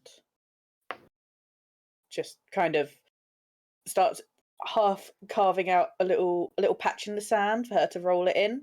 Okay. Because she likes to be comfy, and then she's going to put a bedroll in it and start removing her armor to be in her more casual clothes, but not really doing much else at the moment. How cold does it get overnight? So it's gonna get it's gonna get like beach chilly, so probably around 60°F, maybe 70°F. How much is that in Celsius? 1 second, let me Google. Yeah. I was trying to mentally convert it and I couldn't do it in time, if I'm being perfectly honest. Yeah. Okay, 21 degrees Celsius. So you can easily sleep in just a shirt. Yeah. Fine. It's like room I'd like temperature. to clarify, like, Waffles doesn't have a tent. He has a bedroll. They have a bedroll. Mm-hmm. Same. But they've propped up the bedroll on sticks, so it is a ramshackle. Oh God, Waffles! Incredible. I think Corvus is just for the time being, he's like sitting on top of his bedroll, sort of playing, because he's not going to bed yet, because once he's taken a rest, sort of, but like he wants to do some nighttime exploring too, since that's apparently when things are going to happen. 100%. All right, here's my question: who is staying up for the night, and who is going to go to sleep? He is staying up. I mean, Corvus is not going to stay up the entire night, obviously, but he's going to investigate part of it and then go to sleep so he doesn't face exhaustion. All right, let's play this. Are you guys gonna do shifts? Like sleeping shifts to make sure that everyone's like, protected on the beach and stuff like that? Or are you guys gonna just do whatever? Aurelia hasn't worked in a team like this before, so that idea hasn't crossed her mind. Fair enough. She's just gone and laid on her bedroll, but kind of has thought about. Sorry, go on. Sorry, but kind of awkwardly like, yeah, shouldn't sleep. Should I sleep? I don't know. And she's muttering to herself, should I sleep? Should I not sleep? Maybe I should stay up. What are they doing? But she really does want to sleep. She's knackered. Yeah, has thought about the idea of shifts, but deliberately doesn't say anything. I think the idea has not crossed Corvus's mind. Beautiful. Okay. So, do I not exist? So I think for Waffles, because Waffles is an urchin background, so the reason why Waffles is such a late sleeper is because they don't sleep at night, or they avoid doing so as much as possible. Mm-hmm. So chances are, they're going to spend a huge chunk of the night just sat there talking to Maple, or muttering to Maple because also Waffles can trance because they're an elf. Yep. Yeah. Everyone wins. Transfer. Okay, all right. Nice. So here's what I'm gonna do. All right. It is a few hours into the night, probably a little past midnight. Nothing extraordinary has happened yet, but if there are experiments you want to do before that, you are free to tell me. I know Enki said that Ia had some ideas of things to do at night, and Corvus was interested in investigating at night as well. So, what are y'all's plans? So you can go first. Ia's plan was to get the. Sorry, I left my phone on loud. All good. Ia's plan was to grab the 50 feet of hempen rope from the explorer's pack, and have. Let me see who. Sorry. And have sorry, I'm blanking so hard. Waffles, if they're still awake, hold the end of the rope so that he could tie the rope around his waist and swim out a little bit into the shallows. Okay. Sure. All right. Give me an athletics check. You're gonna roll a d20 and add your athletics.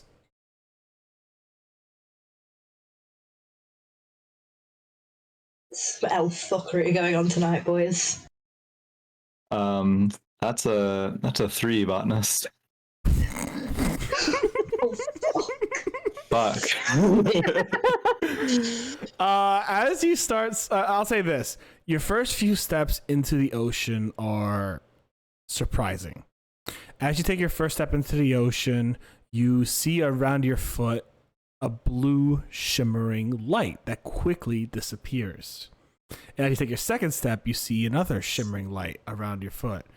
And as you take your next few steps, you are extensively distracted and end up falling face first into the ocean, getting the salt water in your eyes unprepared. Like, if people could open their eyes under salt water, it's not that big of a deal for if you're used to it. But like, you get the salt water in your eye probably for the first time, and it burns. Of course it does.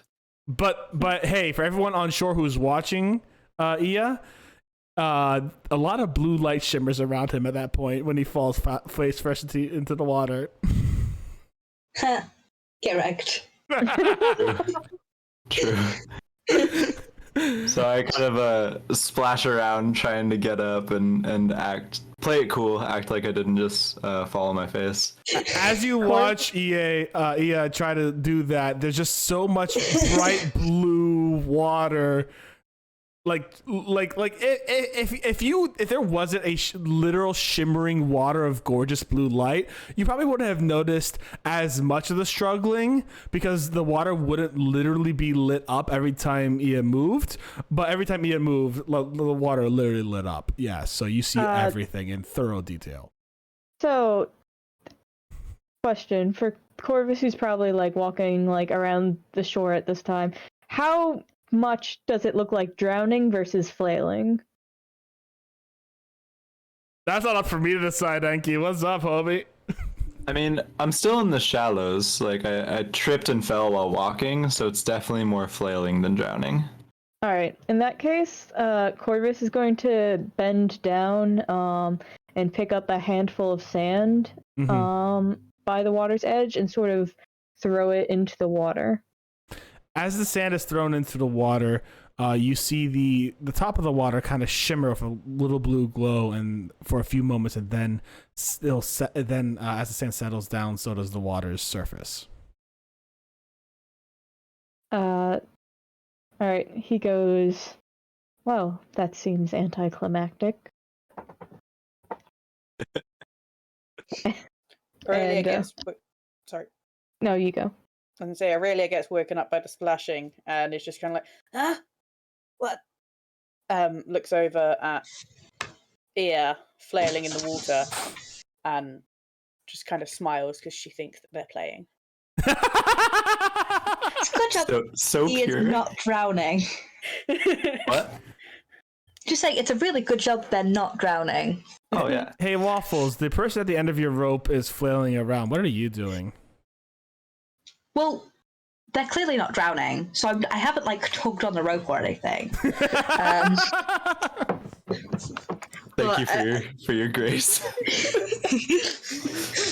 I was thinking like when like they got a 2 or whatever, I was like, God, I'm gonna have to like drag fucking. But no, it's fine. It's fine. Yeah.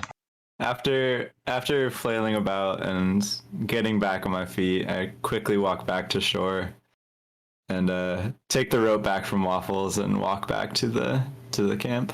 Not gonna try it again? I'm not, no. Did EA's ego get hurt? Very, yes, very. Corvus is also gonna walk back and it's going to say, well, it appears there's some sort of luminescent property in the sand, and that might be accounting for the glow. Any creatures sort of swimming around, coated in that sand, would likely also glow. Which would explain why the fish disappeared. And he sort of puts some like fingers to like the top of his head, like I can't believe this. Well, come on. It's unexplored land. Something as mundane as a natural phenomenon is going to scare the shit out of any human.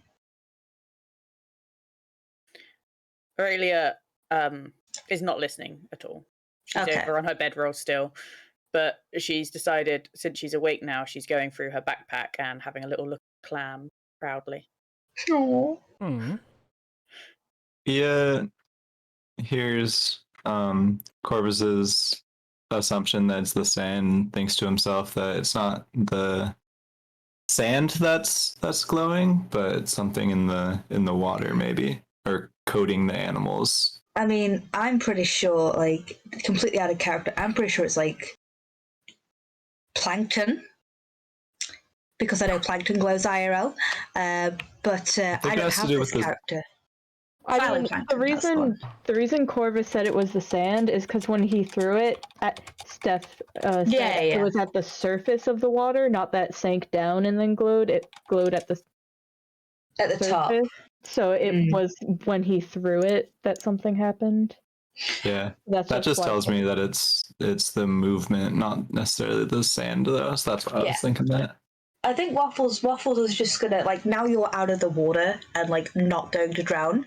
Yeah. Waffle's just gonna put his hand in the water and just do a little shake. There's shake. There's a bright blue. As you shake your hand in the water, there are bright blue little waves and what have you coming out. And actually, as you're playing in the water a little bit, you actually see a crab coming out of the water and coming towards you, actually kind of rushing. I'm going to pull my hand back. I've already been hurt by one small animal today. It's not happening again. The crab kind of passes you by, and then you see another crab, and another, and two more. Can I please do a perception check? I am scared. Yeah, go for it. I am in a fear. I know you. I know what you do. Right. I have a +3 to perception. Come on, baby. Yeah. Don't freeze on me, D&D Beyond. That's a 10. That's a 10. All right. As you look out into the ocean, and as you look to see what's happening, you see the water rippling with beautiful shining blue fluorescence as a load of crabs start coming out. And for a moment, you think it's just all these cute little tiny crabs. But just a second later, you see 3 large dog-sized crabs coming out. And instead of going around you, it looks like they're going to come right at you. Everybody roll initiative. Oh, frick. Okay. So what you can do for initiative is you're going to roll your d20. Tell me the result. 16. 12. Well, don't forget you might have a +2 initiative. Mm-hmm. Yeah. Yeah, 16 is the total. Nice. 15. 12. Right? 7. Yay. What was yours, Katie? 15. And what was yours, Enki? 16. Perfect.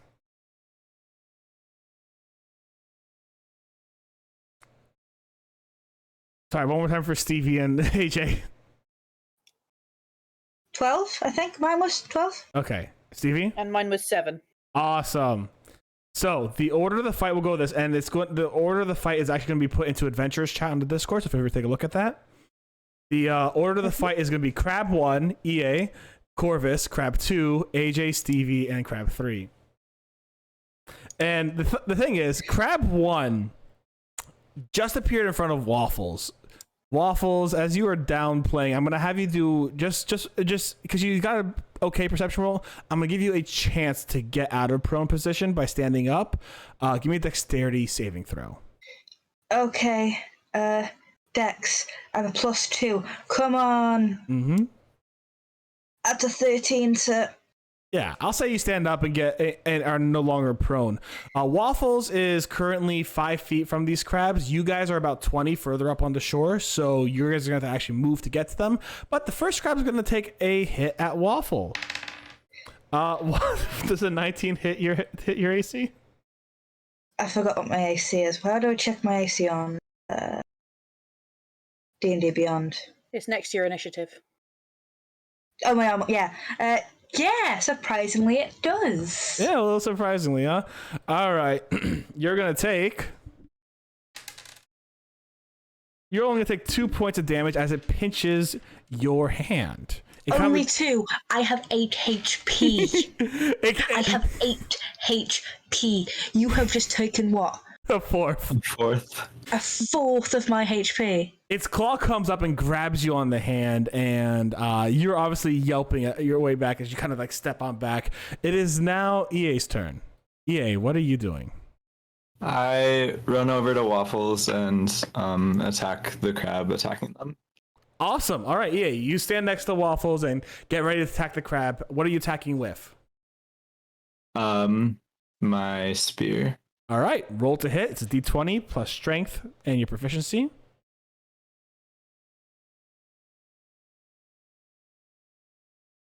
Plus strength and proficiency? Yeah, your strength modifier. Okay, so that's 13. All right, that hits. And sorry, so I'm looking at the attack stuff here. Mm-hmm. My spear is a +3 attack bonus. Oh, so you rolled a 13? I rolled 13, and then the +3 would be on top of that. Yes, perfect. Is that correct? Yep, that's Okay. 16. And then I also have an unarmed strike as a bonus action when attacking. So in order to do that unarmed strike as a bonus action, you actually cannot be using a weapon because you're a monk.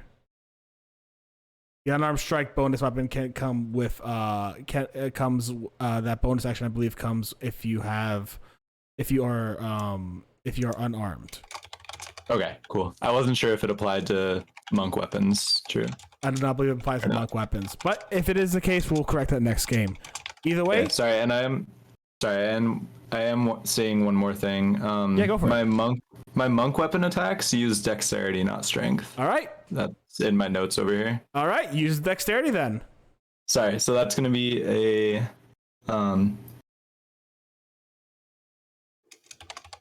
19 total. To hit? Nice. Yeah, roll that damage. D8 plus dexterity. Let's go. 5. 5 damage? Yeah, D8 plus dexterity. Yeah, this guy already looks pretty bad off. You stabbed it really good, and it does not look well off already. You've done quite a bit of damage to it. Corvus, it is now your turn. All right. So Corvus is going to look at Waffles and say, let's see. He's going to say, "Dear me, I do believe that is what they call hostile interaction from a local. What was that you were saying about murder again?" And he's going to cast Bardic Inspiration on he's going to give Bardic Inspiration to Waffles. Oh. So that means that within the next 10 minutes, you can roll 1d6 and add it to one ability check, attack roll, or saving throw. It has to be rolled before the DM calls success or failure on a roll, and you can only have one at a time. And once you use it, it's gone. Okay, so just to clarify, so for example, for my hit, Mm-hmm. so I would roll a d20 plus my regular modifier. Yep. Then I would also roll a d6, and then that would be added into the total. Yes, and then that would get rid of it. Mm-hmm. Your Yes. dice. Yes. Okay. Thank you. All right, so that's his bonus action. And then for his action, he's going to try and cast Sleep on the crabs. All right. So Because I'm assuming they're within 90 feet, right? yes, they are. All right. 25, I believe. Okay, so let me see. Yeah, I have to roll 5d8. So hold on. Oh, geez. Yeah. Let me get my d8s. Oh, you're good. You're good. Or maybe it'd be easier to roll it online. I don't know. Okay. So let's see. That is 8, 9, 10, 15, 16, 17, 18. So he can put to sleep 18 hit points worth of crab, starting from the lowest. All right. Crab 1 falls asleep. Crab 2 falls asleep.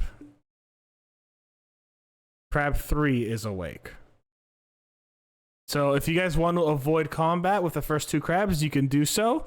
But Crab 3 is still quite awake, and it only lasts a minute, but like, yeah. Yeah, no, 100%. They will be prone. That's and one turn then. No, 1 minute is 10 turns. Oh, okay. All right. So yeah, Corvus, you just put to sleep 2 crabs, and they are but crab like, so it's like so crab 2 is asleep, so crab 2 cannot move. AJ, it is Waffle's turn. Waffle sees that in front of them 2 of the crabs have fallen asleep, and the 3rd crab coming from the furthest up behind is still awake. What do you do, Waffles? I'm going to go for crab 3. Assuming the crab 3 is in range. Yes, 100%.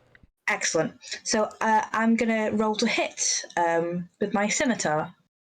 All right, yeah. The crab scuttles up, kind of like right around her to come get you, and you are just like, all right, now I'm taking you down with you bring out your scimitar. Roll to hit.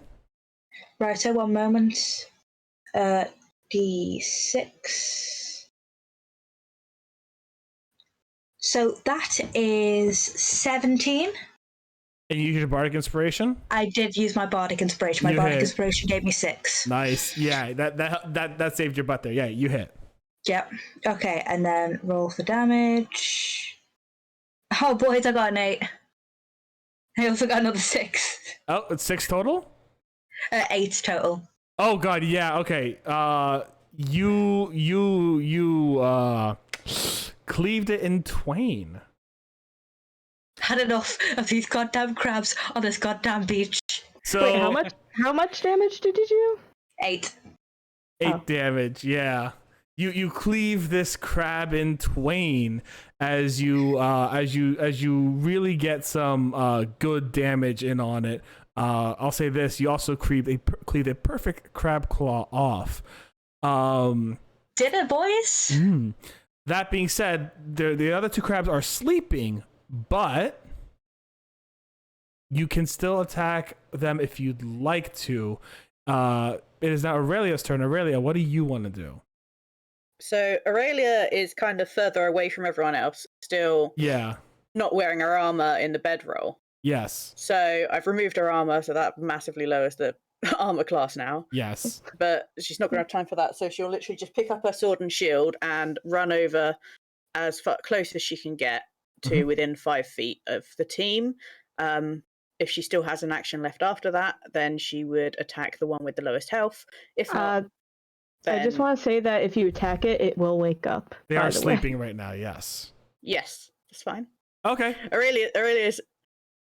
Oh, wait, no, that'd be bad roleplay. Aurelia doesn't like hurting animals. Aurelia's kind of come over and just kind of stand nearby with her shield ready to defend if she needs to. Walks up and the nice ones just cleave the crab in half. It's really about how they're so sick of these goddamn crabs. Yeah, okay. I didn't think you'd make these guys fall asleep. Okay. That was your mistake. That was my mistake, I'll be honest, yes. Corvus I built for like very fun strategies of he's not going to get on that front line. He's going to do everything he can to get away, but he's going to be effective from afar. As you guys look at the crabs, currently the sleeping crabs, and the one crab that is definitely going to be a nice meal later on today,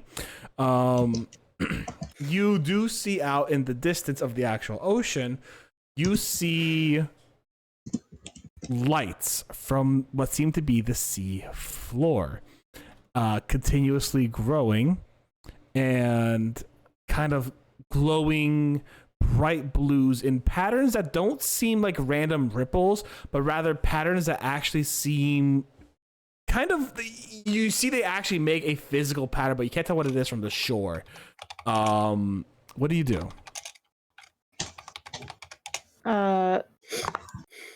But I will say this, from what you could tell, these crabs are running away from whatever those are. Yep.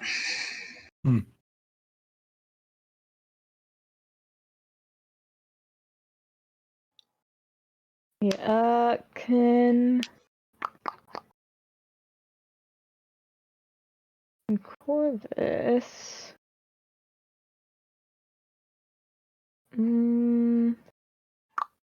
Is Corvus still closer to like our campsite? No, yeah, he is. Yeah.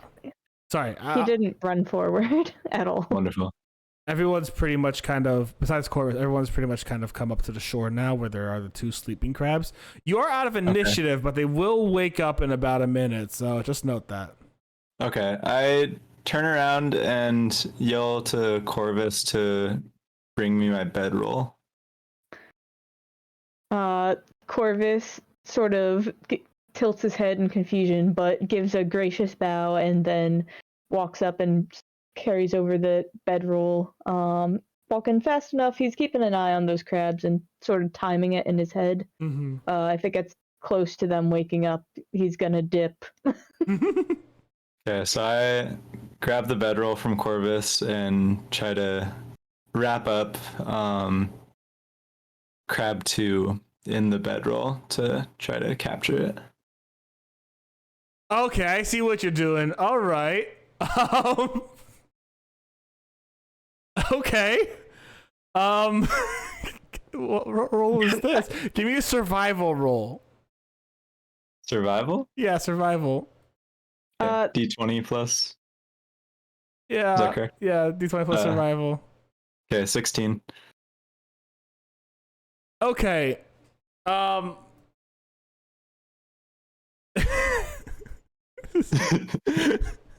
Okay. I'm looking at a picture of what the bedroll is. Okay, I kind of get it. All right, so what you do with your bedroll is you kind of like tie the legs with the bedroll. Like you're very careful to like try to like tie the legs and pinchers with the bedroll, and pieces of the bedroll. That way it can't attack you when it wakes up. It is now. But go on. I was thinking of like, It's a dog-sized crab.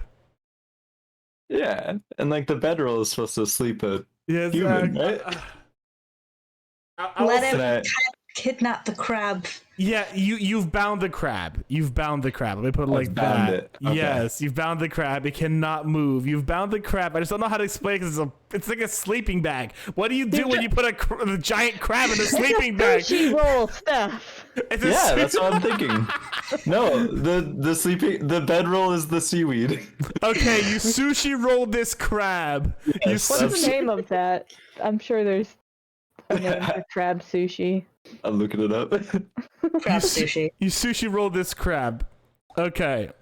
How bloody does the crab number 1 that's not dead look? Very.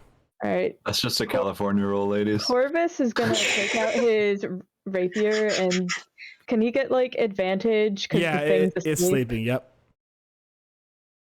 Yeah, you'll get advantage. Okay, that's a dirty 20. Yep, roll for damage.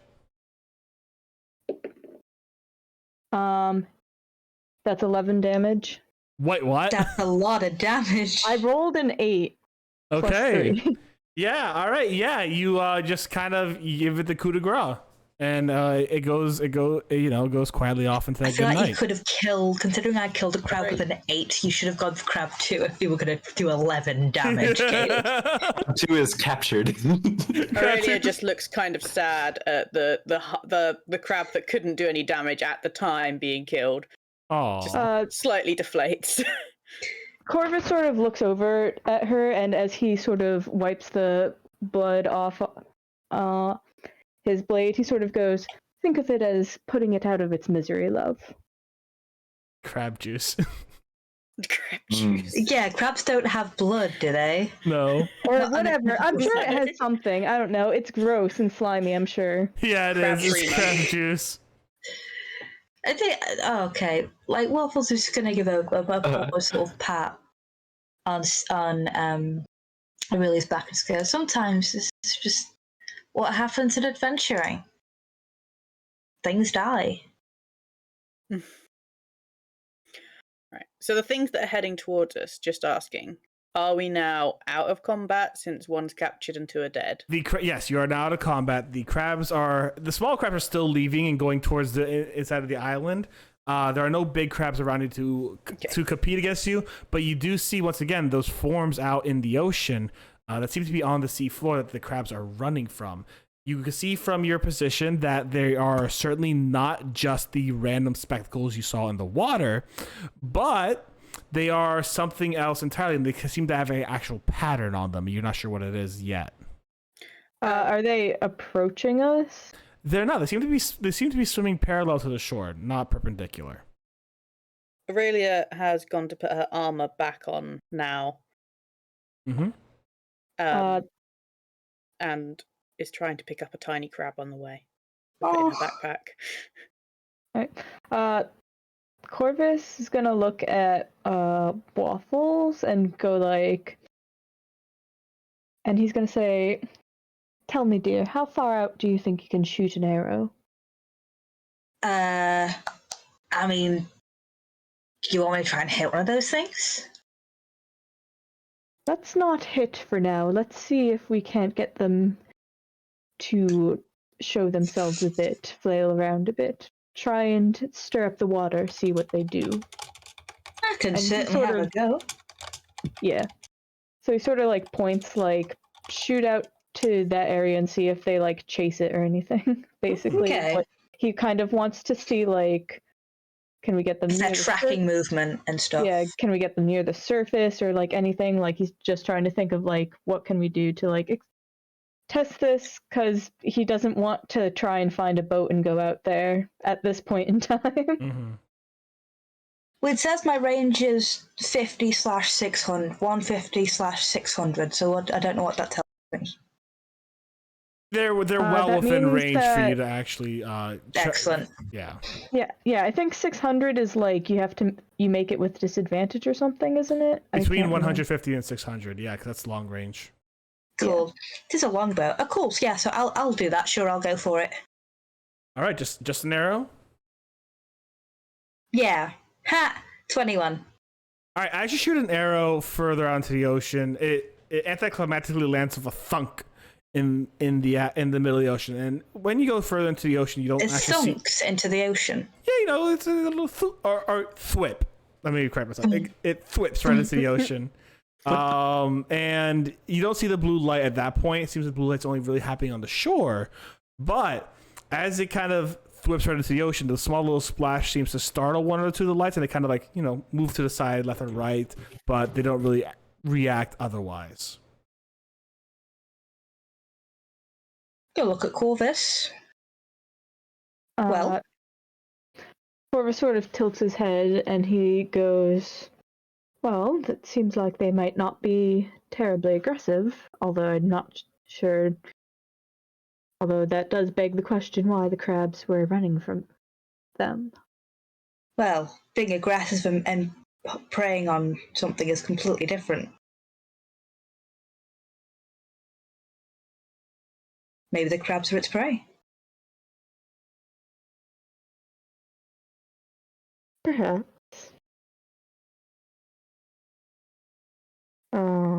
I'm trying to think whether or not Corvus would suggest taking a boat, because I want to, but I don't know that Corvus would think that that's a good idea.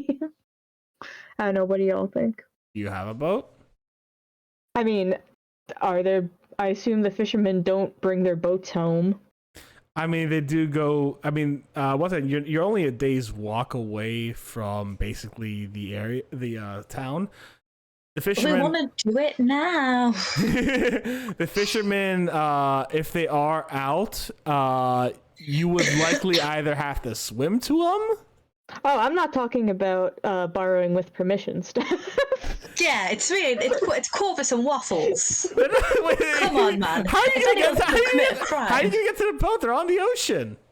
No, because normally, if it's a small fishing vessel, when I'm talking about like when you mentioned that the fishermen were fishing close to the sea, those are the kind of boats that you beach at the end of your session. Okay. Yeah, or dock. Because you can't moor them.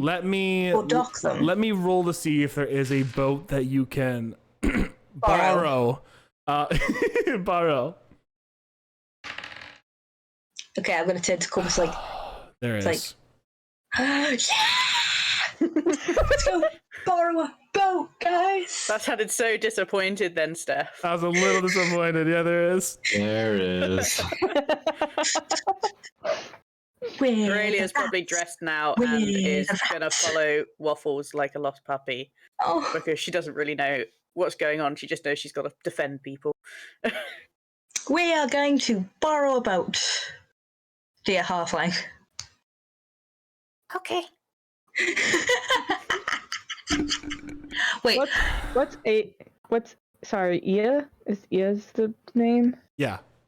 Yeah. What's Ia's thoughts on all this? I'm curious. Ia does not want to go out and investigate because he realized that the crabs were walking away or running away from whatever is in the water. Mm-hmm. So at this point, Ia has carried the sushi'd crab back to the camp and has kind of tied it a little bit in the ropes just to make sure if it wakes up, there's no danger from it. Wait a minute, guys. Wait a minute, guys. Okay. I'm waiting a minute. We got a bundled sushi, and we do. got a fishing boat. Does No. anyone want to go No. fishing? You also No. have 2 dead ones, by the way. Yes, use a dead one. Use the dead ones.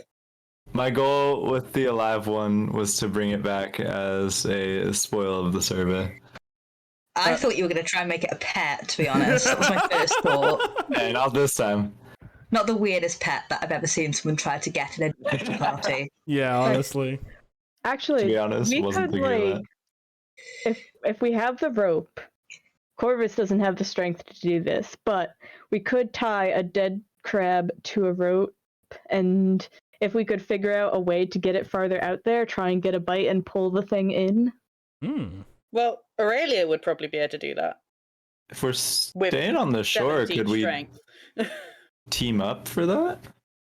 Just We're pulling that throw rope the back dead in? crab in as far as I can. I mean, could like the arrow get any of? I mean, I don't know how strong an arrow would be. I mean, it's a dog-sized crab. I I don't think an arrow would be able to carry the crab. Right? Yeah. I love the resourcefulness. Right. I mean, a brave person could go out on the boat and then drop the crab and then try and sail away, but I will I'd say have to that ask my mom. What's everyone's Brave- strength? Ooh, let me tell you. my I think strength is -3. mine's 14. Could Oh, sorry. My plus is -3. My actual strength is 5. But could we see if how far someone could throw the crab? The whole crab? Yeah, Yeah. well, half a crab. We have 2 twains.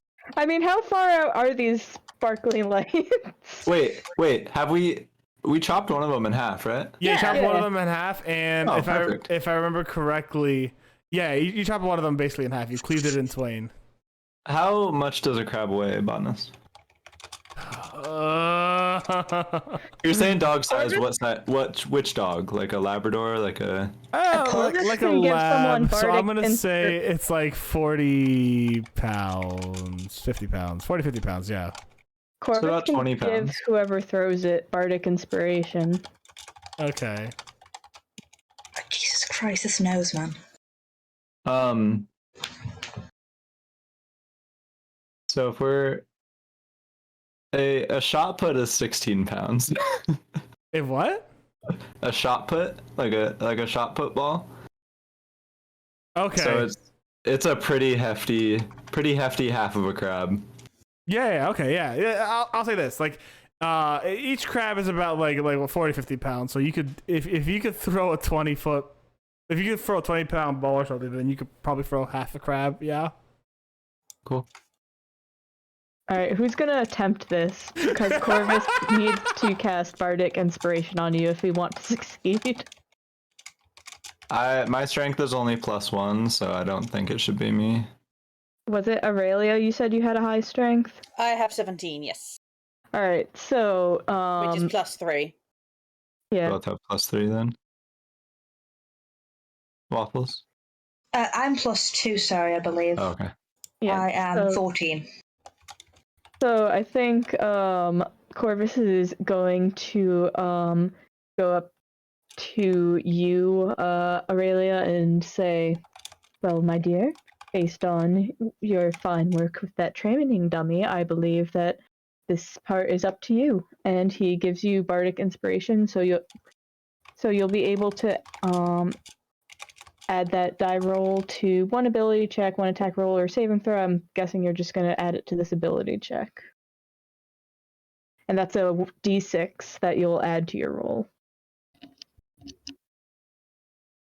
Sorry?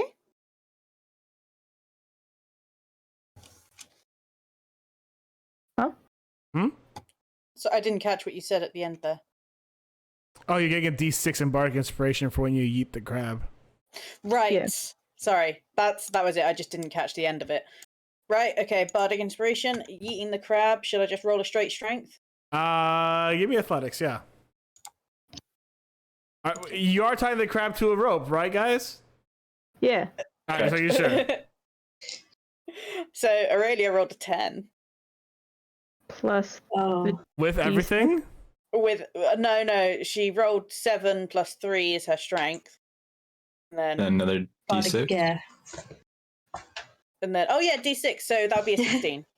Okay, hey, not bad. Yeah, you take the hunk of crab. The crab Wait, juice. no, it wouldn't be a 16. Sorry. Oh, Wait, that's a 5. It'd be a 15. All right. Sorry, I can't count. The crab juice is a little weird. You probably haven't had your hand covered in crab juice before. But as you yeet the crab into the ocean, you do, you wait a little bit, you do see, guys, some of these blue lights start going towards it. panic! Are we gonna start pulling the rope? Yeah, I think I mean, we gotta wait until it has a bite, right? Or No. Ia grabs onto the rope. okay, yeah, we could try and kite it, I guess. Just a little bit, just like give it a bit of a tug, get it to get close to land, where it hooks on so that we can yank. All right, who's grabbing the rope? Ia grabbed the rope. Yeah. We're all gonna need to grab the rope. I think all 4 of us should. Ia shouts, "Grab the rope!" All right. Corvus will grab the rope. Very daintily, doesn't want to damage his bardic hand. For sure. Is Aurelia grabbing the rope? Yes. Sorry. No worries. Say, Steve is fucking dead. You guys all grab the rope and you're pulling it a little in to like kind of kite whatever these things are, and you do see one of the larger ones coming. It's about 5 feet wide. You kind of see why the individuals who were the fishermen were unable to really tell what was they really were, because as you're kind of looking at it, like, it looks really wide. And as it starts coming up and getting closer and closer, you kind of see that as the ocean gets shallower and shallower, the creature starts to almost flap on the surface of the ocean before it bites down on the chunk of crab you got. What do you do now that it's biting down on the crab? You pull? Oh, How close is it now? It is. Let me put it like this: if you get a good tug on it, you might be able to pull it up the shore. Okay. Do we all need to do strength checks? Everyone, give me a strength roll. Yep. Okay. That's a 16. All right. So that's 12. pure strength. Pure strength. All right, that is 16 minus 3 is 13. Oh Jesus. better than me with 10. Oh. Come on, Aurelia. We got this. Me and you, bestie squad. Stevie. Sorry, I didn't catch what you said. Strength roll. Strength roll. I said that. I said 12. Oh, my bad. Oh. All right. Yeah, I didn't hear you there. I thought there was something else that I had to say as well. No. I didn't hear Stevie. Yeah, neither did I. All right. Yeah, with these mixed bags, surprisingly, Waffles is the one really leading this charge. And as you guys pull, you're able to see that as you pull, you're not able to get it fully out of the water. You're able to do some real good stuff with it. You're able to get it out, and you're able to get a really solid glimpse at it. As you pull this creature out, you clearly see the silhouette of a manta ray, easily 6 feet wide, and with beautiful blue markings all along its back that seem to actually be embedded in its skin.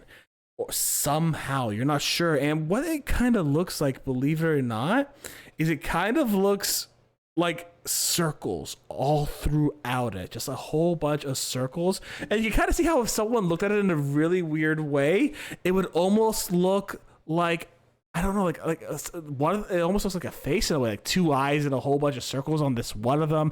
Another one just kind of looks like random polka dots. But you're able to see this massive manta ray, and while you can't get it fully to shore to beach it, you were able to get to the shore for just the moment to get a really good look at it. see how long it was. It was a massively long manta ray before it started to kind of flap its way slowly back into the water, realizing it didn't have too much to do. Corvus drop the rope and try and cast sleep again? Yeah, you can do that. Go for it. All right, so I gotta roll all my d8s again. Okay. Yes. Gonna try and cast it on that thing. Okay, so that is 6 plus 6 is 12. Hold on. I need to type this in because I can't do math right now.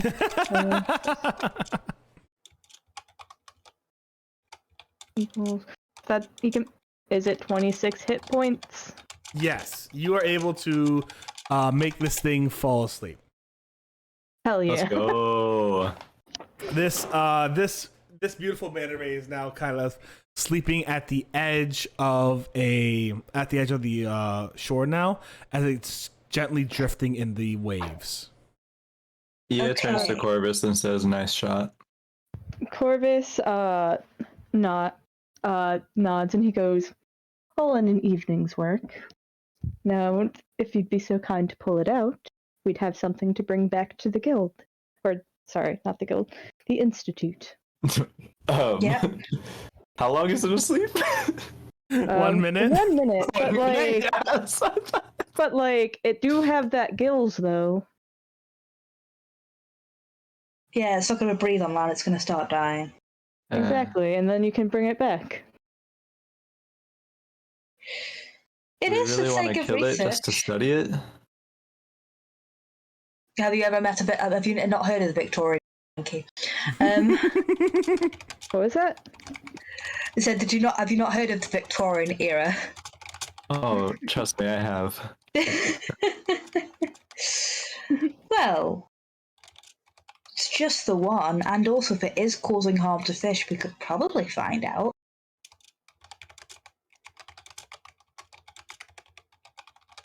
Yeah, Corvus is just. Yeah, Corvus is pro dragging it here to kill it so that they get a good grade. How? You said it's 6 feet wide by how long? I don't know how long a standard manta ray is, but like Yeah, probably about as long as they are wide. So it's 6 but it's foot like really square. thin, like because it's mostly the actual tail that's the long part. So like probably like 6 feet wide, 6 feet long. It's a big boy. Or aren't we This is like? Sorry. So this is a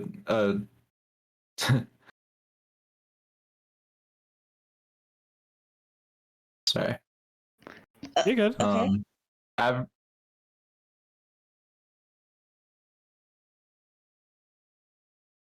Are you good, Enki? Yeah, sorry, I'm looking at things. Disregard me for a sec. I know. Oh, okay. So, well, what we could do is, how far are we away again? You're from the manta ray or from the institute? From the institute. You're about a day's walk away. I'll be dead by the time we get. But I was gonna like, well, less like even running. That'd take 12 hours. Mm-hmm. You Yeah, are I where don't there think are it's worth it. you are where there are smaller ones as well, but the big ones will happen to come out this time. Well, I cannot put anything else to sleep, so right now at least. We could try again another night. He won't be happy about it, but we can try another night since this is only day 1. Okay, can I do? want- Can I? Go ahead. Sorry. No, go ahead, can sorry. Can I do a nature check? Yeah. Just because I'm a little bit weary about those blue circles. Yeah, go for it. I have a small concern that they are a little bit poisonous. Mm-hmm. Sir, wait, that is a 12, sir? A 12. Ah. All right, yeah. With that, and you rolled advantage? I do not believe... Do I have advantage? You do, because you were paying What else? attention. Oh, yes, I was, wasn't I? Let me go again. So there's a 12, a 15. A 15. All right. Yes. What you do is as you sorry, what was the word I'm looking for? Yeah. You don't know if it itself is poisonous, but what you do know is that it definitely can be. You know that there are octopi that are poisonous, and you know that the guy has the professor. God, I forgot his name. Hold on. You know the good professor has actually Professor Steph self-insert. Professor Steph self-insert. Steph, I just added you in the Discord. Yes. Oh, cool. I didn't realize you'd saw. Yeah. But yeah. Yeah, the professor is able to say, did tell you, like, yeah, there are venomous creatures out there, but we didn't actually find any or something like that. So, like, yeah, you are aware that 100% there are venomous octopi that have these blue rings, but you're not sure if these guys are venomous. Okay. But it might be. Well, might be. I think my worry is fish tend to not keep so well when they die. If we're gonna kill this thing, then we should probably leave in the morning. If, of course, my dear professor is going to get his research out of it. Yeah, doesn't think we should kill this, but in Ia's thieves tools, he does have a set of narrow-bladed scissors. So he pulls those out and tries to snip off a piece of its skin to take as a sample. Okay. It will. I don't know if that counts as taking damage. Give me a medicine check. You're doing with a surgical precision. Give me a medicine check. Medicine check. Yep. This is 10. I'll say this: as you start to snip a part of its wing off, you do wake it up. But you are able to snip its wing off, a part of its wing off, and then step back so that it can get out of your way and you can get out of its way. It was smooth enough to do that for sure. Okay. It was good. Take the piece. Yeah.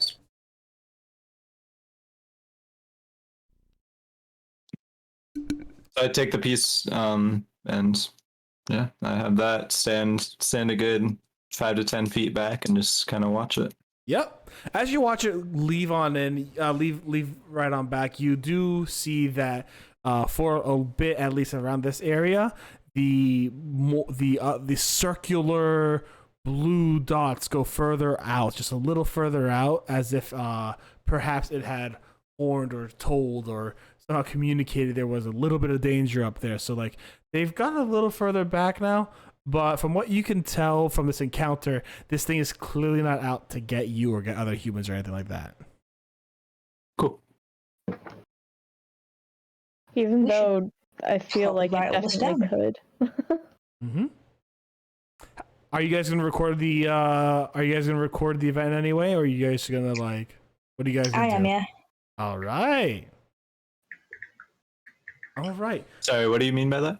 I didn't know if you guys were gonna like write down your encounters, draw a picture of the manta ray or anything. Like I don't know how you're bringing the information to the professor. I think Corvus makes 2 copies of his notes. Okay.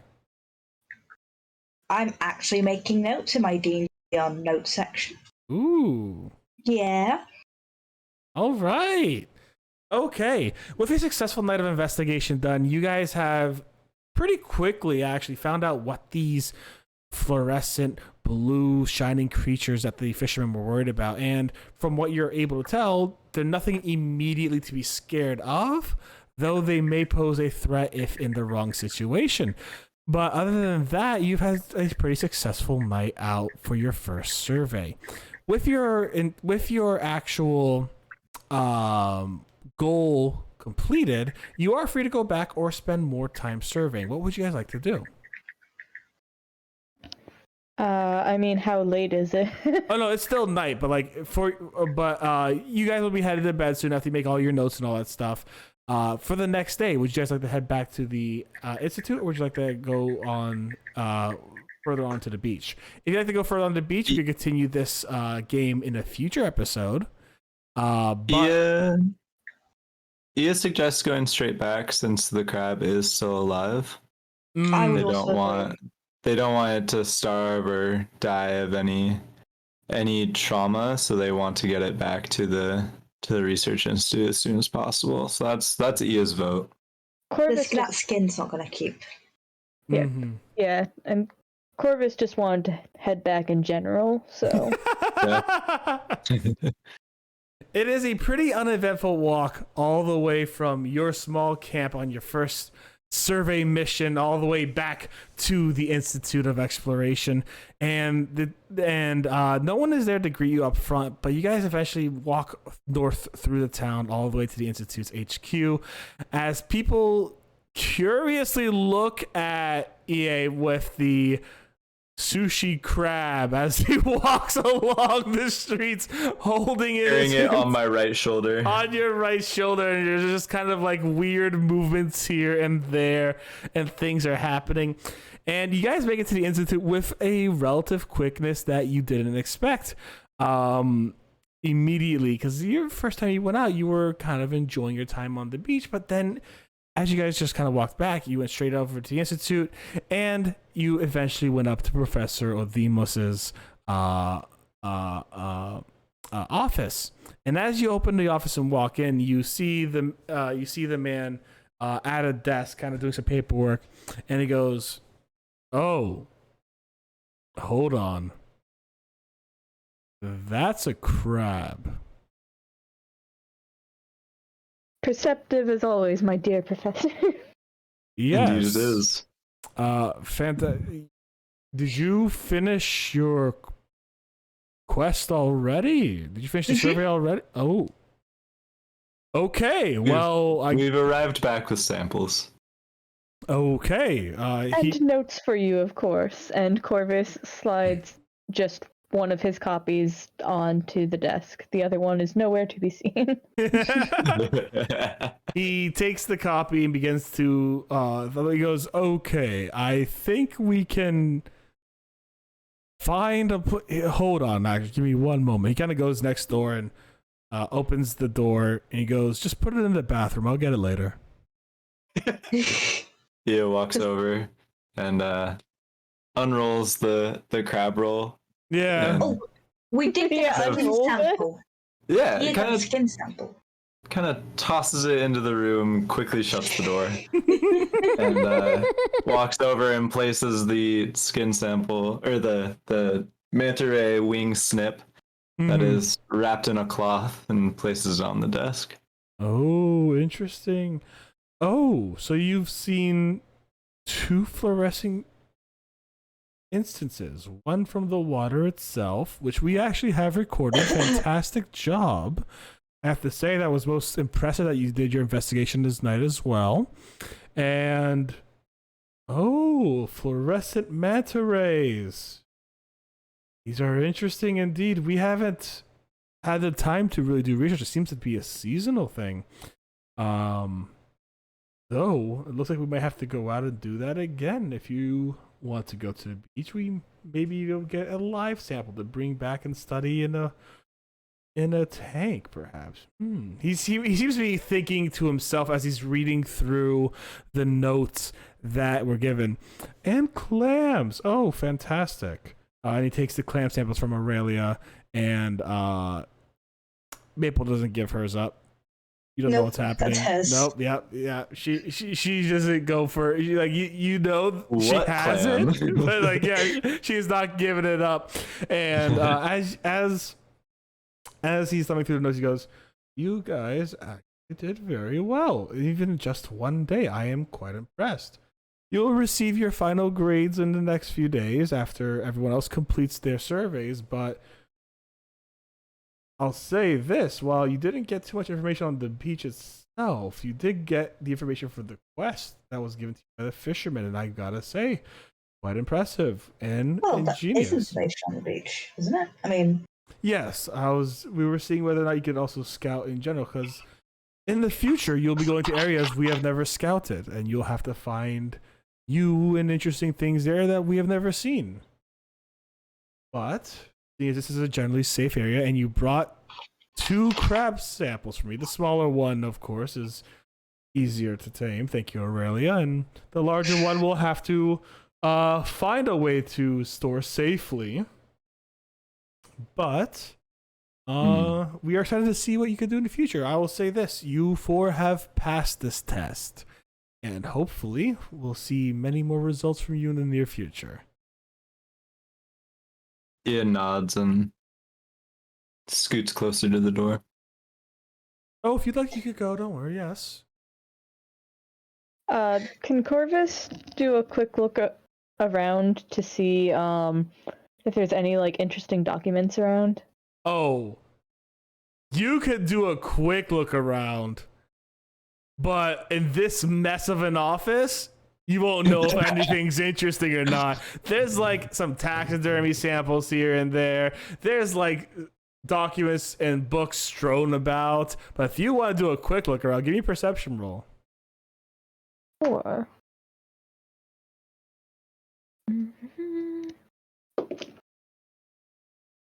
Yeah, he doesn't see anything. That's a 5. Yeah, nothing comes out of you. It's just an aloof professor's office.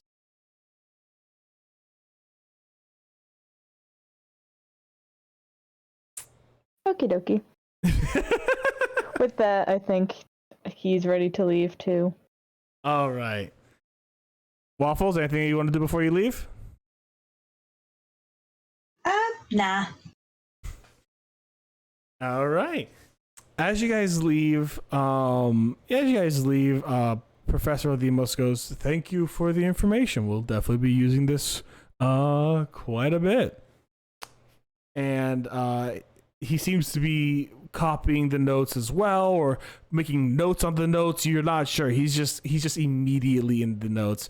And you guys soon leave the Institute's building itself to go perhaps celebrate or be on your own or relax. It's been a very successful but tiring day. Your first survey was a complete success, and at the same time, a little, the sand is coarse and rough and it gets everywhere. So, certainly a little irritating in some regards. We kicked ass. You kicked 2 crabs' asses. Yeah. Corvus is going to go, well, I'll have to compose a little ballad about our exploits.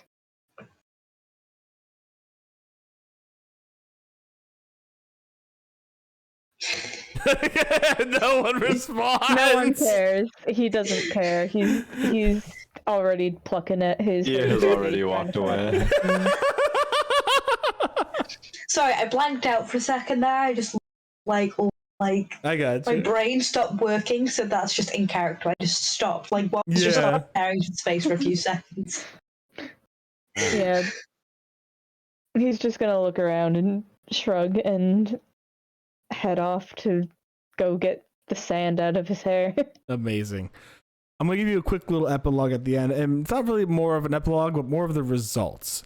In a few days' time, you do end up getting the results of your test back, and you guys actually passed, not with the highest score, but with a really high score. Think about like a B plus kind of deal, right? You guys actually did really well. We didn't get the highest score. Did not get the highest score, no.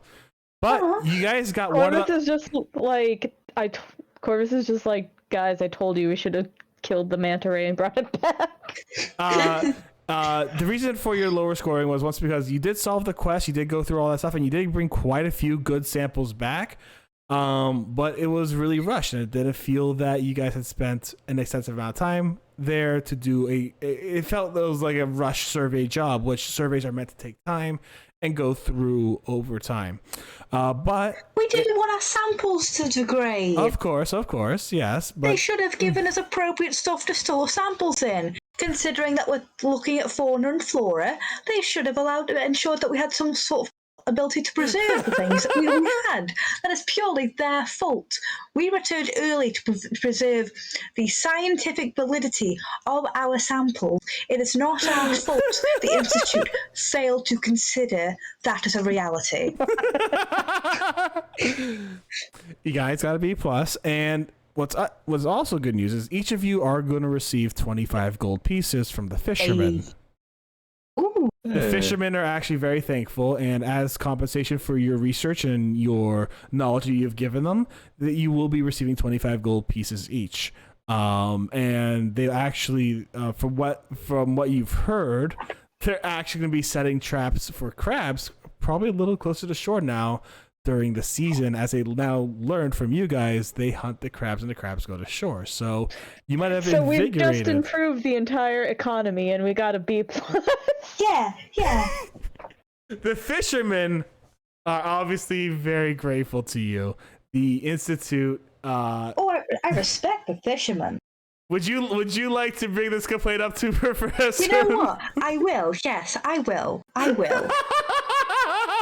would like to bring this up as a genuine complaint, and I'm going to say, sir, you did not consider the fact that we would potentially be bringing either perishable or live samples. You say our survey was rushed, but so we had no option. You gave us nothing to preserve and extend the longevity of these items with, and for the scientific viability of these items, we wanted them to be in the best possible state. Therefore, it is not our fault we got a B+. It is your fault, sir, for unpreparing us for taking live samples. Give a persuasion roll. Oh, I have advantage. Persuasion. That's a 16. All right. You are clearly passionate. Let me put it like that. You are very clearly passionate with Professor Odimos. And he goes... He kind of thinks to himself, and he goes, I can see your point. Yes, you were underprepared. Admittedly so. I will raise your grade to an A. Thank you, sir. That being said, you still have areas of improvement for the future. Please make sure that you remark on those areas well. And please note that for future surveys, we will be expecting as high, if not higher, of a standard when you leave your areas. I continue to excel for the sake of business, sir.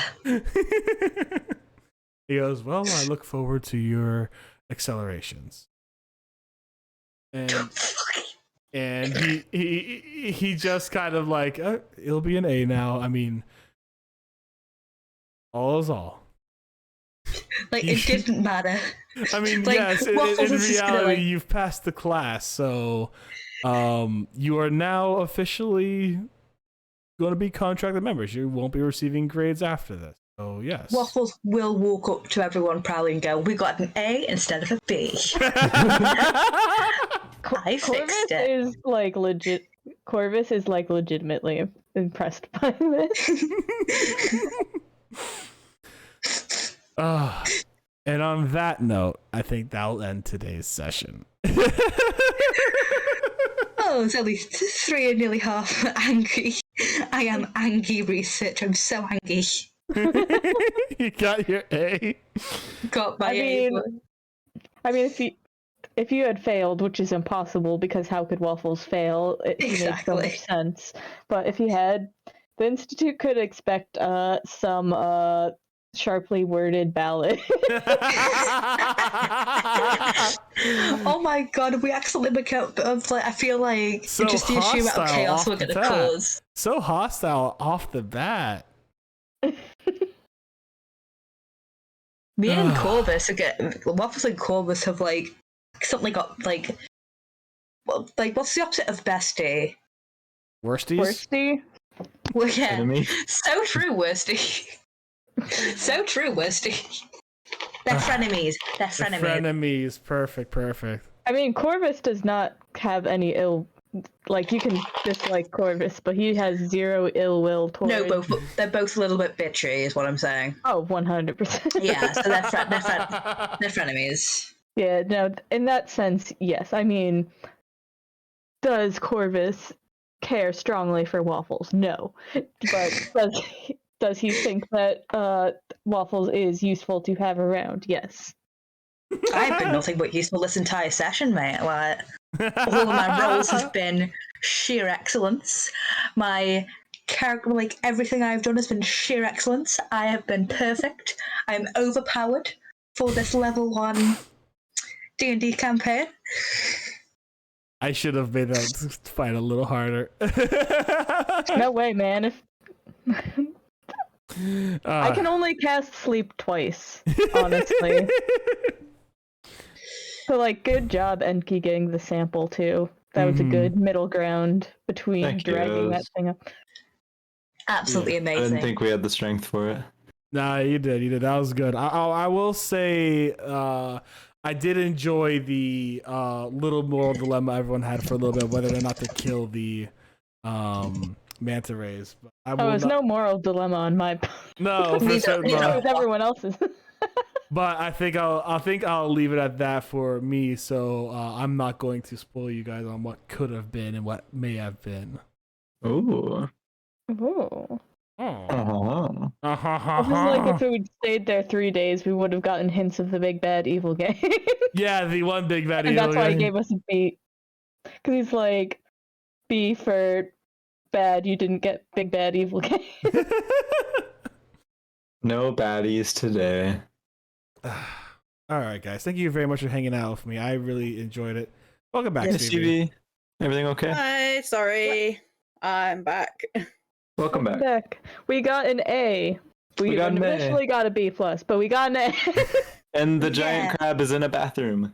Sorry, Well, it's not in the bathroom anymore. Sorry, I didn't fight the big boss with you. It's not in the bathroom anymore. Don't know where sound's coming from anymore, and I'm scared. But yeah, hello? Yeah? Yeah. I'm back. We got an A. We got an A. And Sure, you we got got an A. 25 gold pieces. Yeah. We got Oh, yes. Oh yeah, and I did made you want sure to we give got up? an A. Did you give up your crabs, Stevie? Or because I think, Alright. or not your crabs, your shells as samples. The clam I believe I samples. would have, yes. Yeah. Yeah. All right. That was about it for today. We successfully done the first survey. You guys did get an A on it after proving vocally to your professor that you deserved an A, and you are all now going to be full-fledged members of the Institute of Exploration. We are going to do a quick raid. So who are we going to do a raid to is the question. Where do I put my gold in?